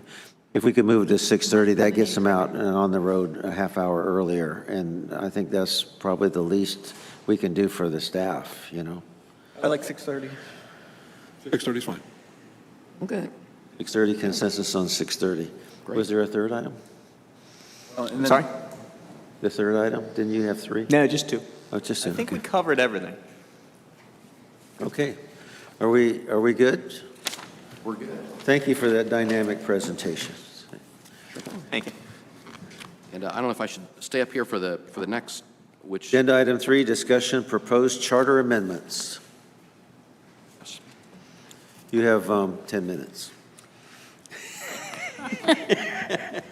well, I don't know what Mr. Jaycox will think about that. But anyway, we have 2 proposals that Councilmember Jaycox presented. And the first was to adjust the terms of office of actually his office and also Councilmember Shakovsky's, as I understand it. That's the first item. Then the second item, that's terms of office. I'm sorry, I'm looking at the wrong one here. And then the other item involves removal of the city manager. So let's go with whatever they have on the screen right now. So this relates to the terms of office, and we were asked by the city manager to put this in an ordinance form and get this in front of you and get some input from you. And am I able to control this screen, or is this? Let me see. Oh yeah, I am. Okay. So you can look at what the red line is, the underlining and the strikeouts, and this is what would be proposed to change in the charter. So my understanding is that what is stricken out there is what came out of the last Charter Review Commission, and the proposal here is underlined. And so what's stricken is there shall be elected at the 2027 general election 2 council members, and candidates for such offices shall be designated as candidates from districts 2 and 4, shall be elected for a 1-year term. And then the superfluous, however. So in lieu of that, it would say that the District 2 and 4 council members would, that they would be extended to a 3-year term, and then it would just get back on the 4-year schedule from there. And so I don't want to steal from Councilmember Jaycox's thunder on this, but this is how we propose to amend the charter, if you all, or if the voters would ultimately approve of that. And then the form of the title and the question that would be on the ballot, again, if y'all were to approve of this, and it's in the lower left-hand corner, what's on the screen, extending term of office for city council members for District 2 and 4. And the question is, should Section 3.03 of the City of Groveland's charter be amended to provide that the terms of office for city council members for District 2 and District 4 be extended to a 3-year term, with said term to end in 2028, with all city council members thereafter to hold 4-year terms of office. That's our proposal, and happy to entertain your thoughts on what we've suggested here. Member Jaycox? Can you go over the legality about everybody voting on this? Sure. There are 2 ways that a charter amendment, proposed charter amendment, can get on the ballot. And the first way, and you've done this in the past, you have a charter review committee, and then they come up with what they propose, and then then what they propose comes to you really as a formality, as an ordinance that you then propose, and it then gets actually. Having gone through this just a few years ago,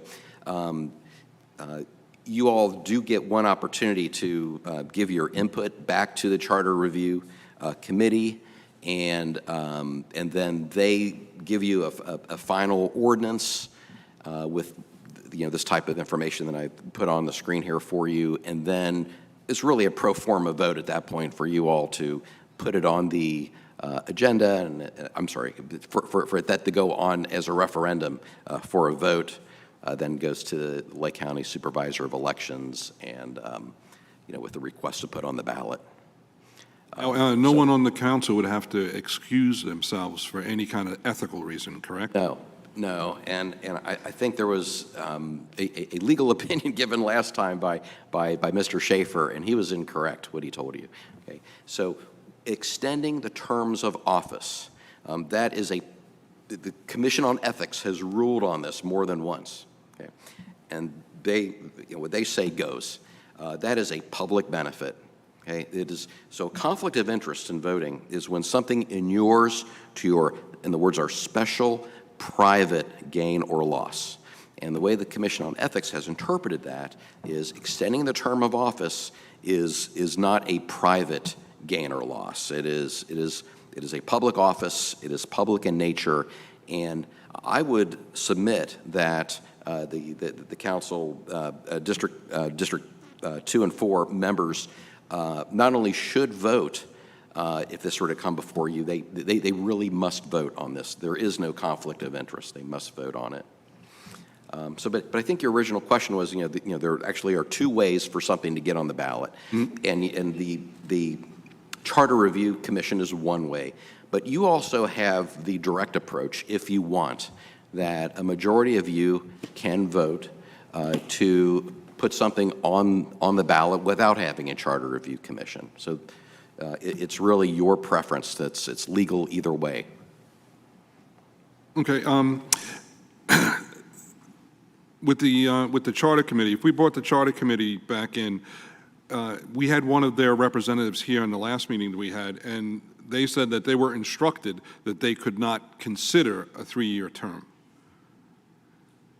I wasn't here. I don't. But there was no reason why they couldn't. I'm not aware of any reason why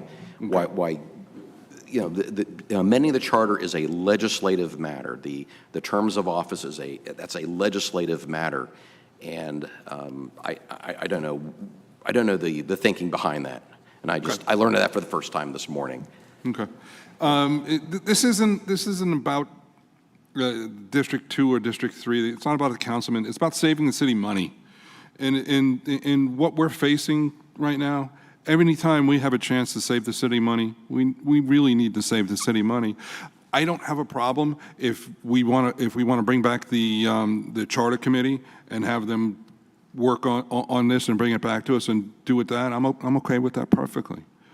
But I didn't like the fact that people were told legal things that they couldn't do this, they couldn't do this. People had the ethics that it just wasn't right. I think we all heard that different. I didn't hear it that way, but I appreciate the comment on bringing the Charter Committee back, because I'm very insecure about changing what we've done in the precedents in the past, because if it opens it up where all of us, without going to a public entity, which is the Charter Committee, and to tell you the truth, it's going to be tough to get it done with the timing issues that we have, because it has to go on the ballot. We have to have it in by August, so it would have to be a very quick process to do that. But I would also say I don't like the optics, and sometimes optics kill you.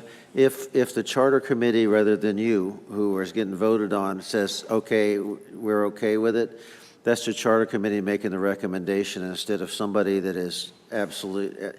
You understand what I'm saying? It could really create, it's already created confusion. I've gotten letters, and I've sent, Richard, can we have a formal letter that I can send back that this is okay? Because it looks like self-dealing, and we need the committee to be the recommending party, in my opinion, rather than anybody from here. I recommend that. That's why I recommended you bring it back. I agree. No, I agree. You know, I did bring this up at the Charter Review Committee, and the Charter Review Committee was overwhelmingly for the one-year term. So I respect how they decided it, and I wouldn't be in favor of changing it. I'm okay with having another Charter Review Committee. I probably wouldn't do it where they're under the gun, because that's kind of how it was last time too, of we're running out of time. So if that's something to do next year or in the future, I'd be totally fine with it. But on both of these amendments, I'd rather it go to the committee first, let them think about other things that may come up. I'm just personally not for this. Amy Jo? I agree with Stephen on all of that. Like, I dislike the idea, and even though it's legal, I dislike the idea of changing essentially what the election was and the terms of it after the fact. Like, that just, it seems wrong. I'm glad it's ethical, though. I'm glad we checked and there's no questions there, so that's good. And I guess it would be like akin to us giving ourselves a raise, which we're allowed to do, but we don't because we're poor. So. Yes, ma'am. I do not believe in overturning the will of the people. When you took the position, you knew what the rules were. If I'm out there voting and I vote, then basically now you want to overturn it. You're not respecting me as a person, as a community. You knew what time it was when you accepted the position. So I personally am not in favor of it. Barbara, to that stand, it wasn't in stone that it was approved before when we went in for our elections. And also to sit there and say overturn, we're not overturning, we're just asking him another question. Well, That's not you- overturning anything. Overturning, you can call it whatever you want to call it. Call it turning over, call it overturning. I don't care what you call it. What happened was the people voted. And why should I go out and vote again? Because my vote is not going to count. Okay, Steve, everybody's commented. I have no comment on this. So how we move forward, I think we have two separate questions here. One, are we going to move forward with this particular item on the ballot? That's a consensus. We'll have to bring it back for a vote. I mean, if the consensus is negative, then we don't even have to bring it back. And then if it is positive, then will we bring back the board that voted this in with the language, because we don't have time for any language changed, with the language to vote yea or nay on moving this forward, and it would then be their decision, right? Correct. You would have to have that on a council So agenda we have for two vote. separate issues here. Two, we're going to take consensus on the first. Consensus vote is, do we move forward with this as written, as stated, to bring it to council for a vote? I'll take, No. no? No. No? No? Doesn't matter. No, okay, no. Okay, so then that takes care of that. The second item on the agenda, and we can't move this, somebody said, let's move it to the committee next time because it'll all be over. Yeah, this one will be over. This one will be over. Yeah, this one will be Okay, done. just, okay, next item on the agenda? All right. The next item pertains to whether a city manager who is being terminated can request a public hearing. All right. Here is the charter provisions, section 4.02, and it says the council may remove the manager by a majority vote of all the council members, is midway through on the left-hand side. And it says, and upon demand by the manager, a public hearing shall be held prior to a vote to remove the manager. So the proposal here, based on Mr. Jaycox's idea here, was to remove the manager's demand for a public hearing. Let me just, going back to my last presentation, the public always gets the right to speak on a proposition. So you're going to have a public hearing anyway, any type of vote to terminate the city manager. It's a proposition. Public gets to come up and say, you know, we love this guy, or please get rid of him, or whatever they want to say. They're entitled to do that, regardless whether the manager demands it or not. I think the concern about this was, you know, does the manager get some type of quasi-judicial hearing, where he's calling witnesses up, and as opposed to just being a simple contract matter that you all can terminate with just the usual public comment, and the manager, who's the subject of the vote, he could come up and speak as well, because he's entitled to as a member of the public. Anyway, so this is the way that we would suggest if you wanted to pursue this. You just remove the language upon demand by the manager. Public hearing is going to happen anyway. And then the question as it would appear on the ballot on section 5, this is on the right-hand side of your screen, the ballot title, eliminating the city manager's right to demand a public hearing prior to a city council vote to remove a city manager from office. Question: should section 4.02 of the City of Groveland's charter be amended to provide that the city council has the authority to hold a vote to remove a city manager without a demand for a public hearing by the city manager? Yes or no? That's how we interpreted the proposal. And again, I don't want to steal from Councilmember Jaycox's thunder here. Mr. Jaycox? Basically, the city manager has the right, like everybody else, to speak at that public hearing. So if he wants to show up and speak at that hearing, he can speak at that hearing. Why do we have to have a special meeting for the city manager to speak? Have you ever had this meeting? Ever? I know you like transparency, but the meetings never happened. There was a time, Mr. Rosario, I There was think. some interesting stuff that happened Yeah. before all of our time. There was a time, and probably that's why this is in here, but yeah, it's been used before. Okay, so it's basically, he has the right to speak at the public hearing that is already being held. There's no reason to sit there and have another special hearing where the public manager, the manager can speak for as long as he wants, I suppose. Is there any requirements on this hearing? Does it have to have an agenda? Does he get to sit there and wax poetic for hours? No.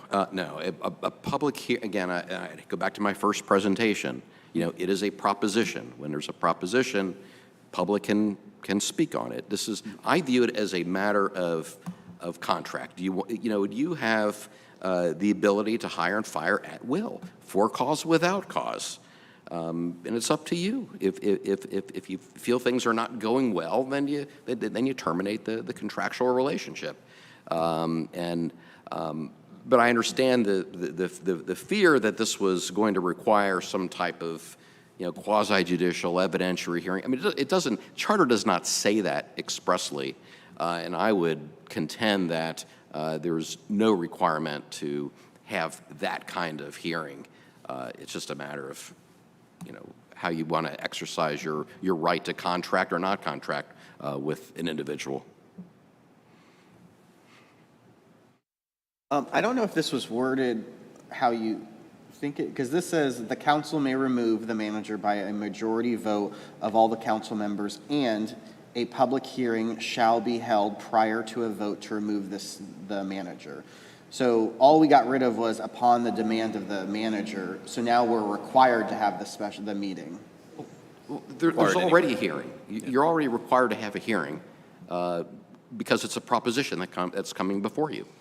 You can't take a vote outside and of a a public hearing- meeting. and a How hearing I, Sunshine how I laws. read it is a public meeting shall be held prior to a vote to Yeah. remove the thing. I would course. think that was a prior meeting, then a meeting to actually have a vote. You can, it's really up to you. You all could, just the public has the right to speak to that proposition on one occasion, and it could be the very hearing or the very meeting when you do the vote. But we can vote at that one meeting, right? We don't have to have two No, meetings. just one. Just one. And the reason we have to have that is the only time that any of us can comment and talk about what's going on is in the public meeting. We can't tell you this is what's going on, this is why, and all that. We have to have that meeting so that everybody understands what's going on. Does that make sense? Because you can't do it on your own. You gotta do this, so. Okay, so are we clear? I believe so. I don't know if I have direction from you all what to do on this. I'm reading the ballot language, and any time it says eliminating someone's right, it's probably not going to pass.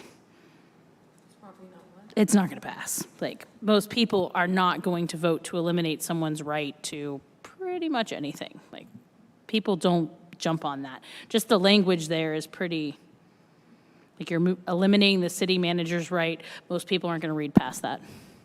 They'd be like, no. You get like 5 words, choose them carefully. Could it be reworded? I couldn't hear that. Could it be reworded? That's tricky. I don't know how It's you, what well, it is. sure, we can think about how to wordsmith that. It is what it is. Those were not my words. No, I know. I just, I just crossed out that one line. Yeah. But yeah, it definitely could be explained better that the city manager will have opportune time to speak at the public hearing where the council makes its decision. I'm not opposed to this going to like charter review committee. I don't think it's urgent or earth shattering. I think they can talk about it at committee and bring it back, whatever they decide on. I agree with what Amy Jo said. Yeah. Yeah. Charter committee? Yeah. Consensus is on, this goes back to the charter committee. Okay.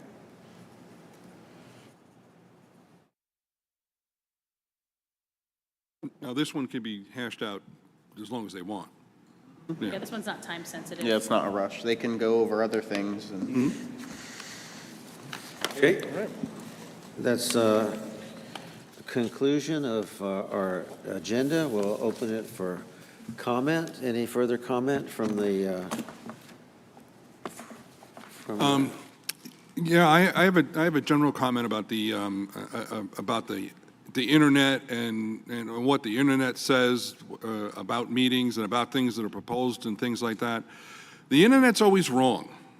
The people with the pitchforks on the internet are usually not well informed. In a public meeting with 2 representatives, the question was asked by the public: was the fire department to be included in this discussion? And it was answered twice, and both answers were no. It was answered by both representatives as no. The fire department was never brought up in this issue at all. So you can't really listen to what the internet says. You have to go back to the original document. When someone quotes a document and doesn't publicize the document that they're quoting, that's a disservice to everybody that's reading their quote, because they didn't put the original document up. They just went on and said, well, this is going to hurt that person, so I'm going to sit there and say he said that about the fire department, which wasn't true. So we have to be wary about what I think, happens in the internet. I'm glad you brought that up. I think it's more important, the internet you can't control. And you're not going to have people going and researching what the internet says. It's just like this. What we can control is the words we use. And when you say, I am in support of this item, you know, I know that it's not a council thing, but that's different than this was presented. And so as soon as you say, I'm in support, that creates a whole different avenue that people go down, rather than this is what was discussed at this meeting. So I'd be somewhat careful on how, if we're putting these newsletters out, and I am as guilty as anybody else, and I have to have somebody go back and read it and for me and say, how, is this too hard? Is this too soft? Is this right or wrong? Because sometimes we are so close to it, we're writing stuff, and it creates a firestorm. And because there's 25,000 people, and there's 25,000 different opinions on what that says, okay? So we've got to be very, very careful. Further comment? Juneteenth, tomorrow, be there or be square, Be there 5 tonight. to 9. I'll be there tonight. Yeah, except the mayor, he'll be there tonight, but That's at Cherry Lake Park. just pray for him. Yes, that'll be at Cherry Lake Park. Lots of vendors, food, entertainment. Come on out.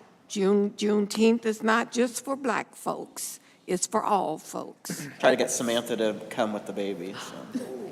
But no booze for the baby. See you there.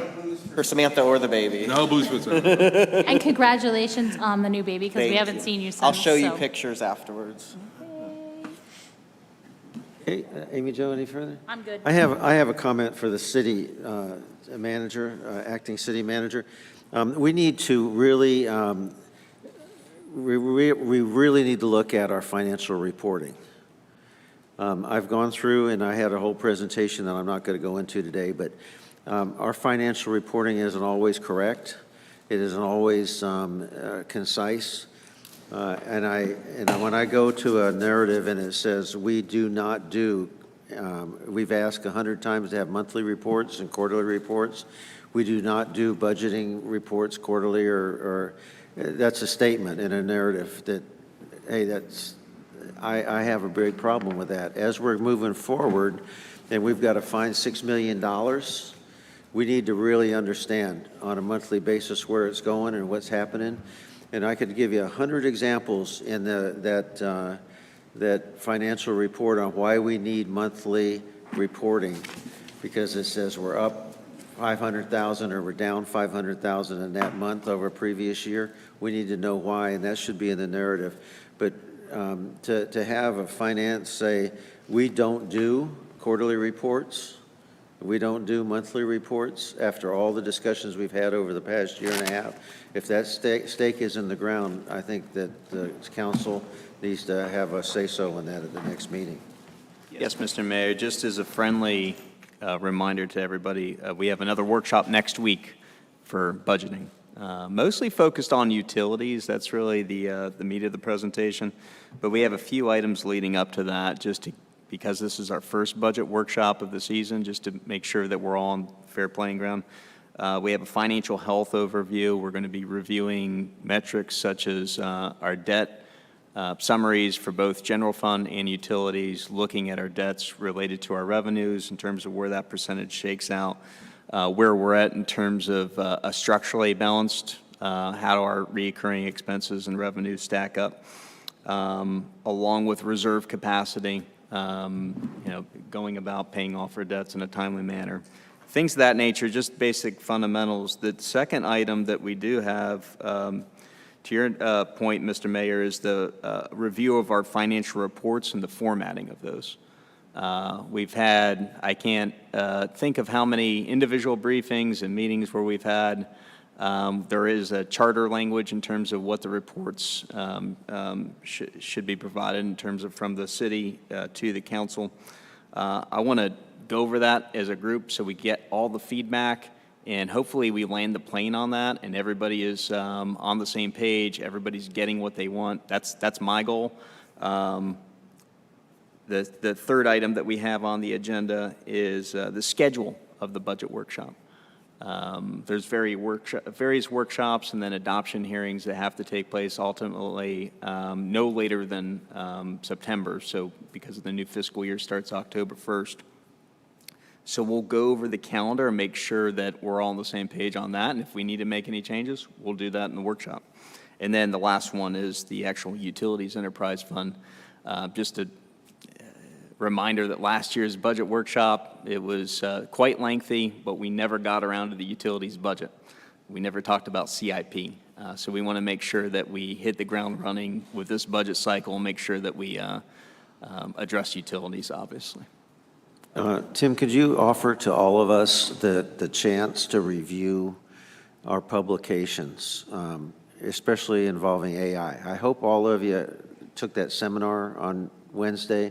If not, go back and look at it, because there was stuff in there about sunshine and things, and which you've got to put a disclaimer on if you are quoting any AI. I know I've used AI. I've come to the whole staff and said I had AI pull all this from the minutes.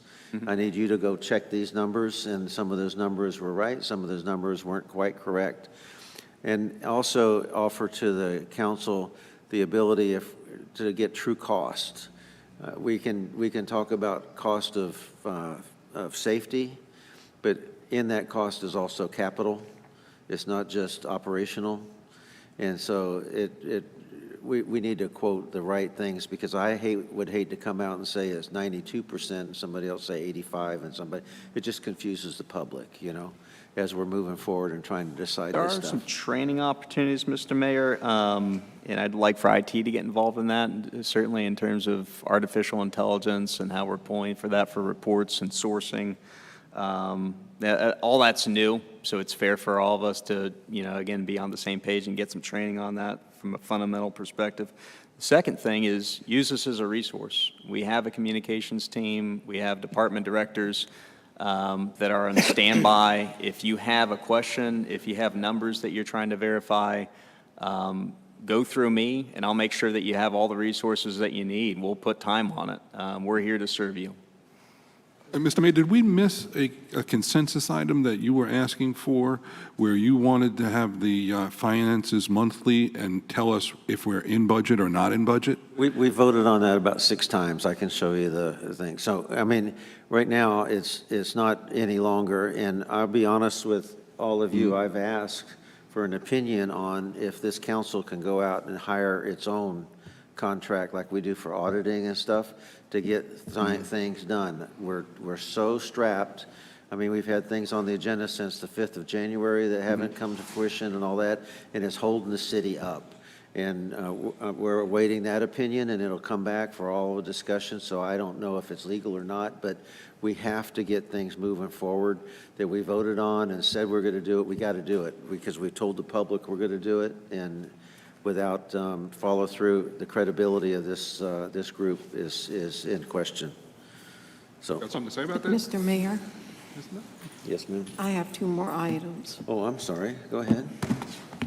Number 1, there's a small business in town who has been asking resolution to a signage problem. Evidently, their sign is not in compliance with what the city says, but the people next door have the same type of a sign. Now, I don't know what happened to the city with Natural Charm, but this is a small business. They need resolution regarding this sign. And I say that if a precedent has been set and the person next door has the sign, then why can't these people have the sign? The second thing is customer service. I met this week with a large business, and they had sent an announcement out to all the council that they wanted to meet. But what they told me was that they thought the council had been misinformed and that she wanted to meet and make connections with the council. But she got the appearance that council thought that she was trying to sell them something. But the icing on the cake was when she got in touch with IT, one of the managers, not the director, but one of the managers there said, I prefer you talk to me through email. That's a problem. That is not customer service. There is nothing charming about that. And if given the chance, I probably will have somebody's head over that. That is rude. Not everybody talks by the internet. You can miss so much with an internet versus one-on-one. This, you know what, this customer service, y'all need to ramp it up for real.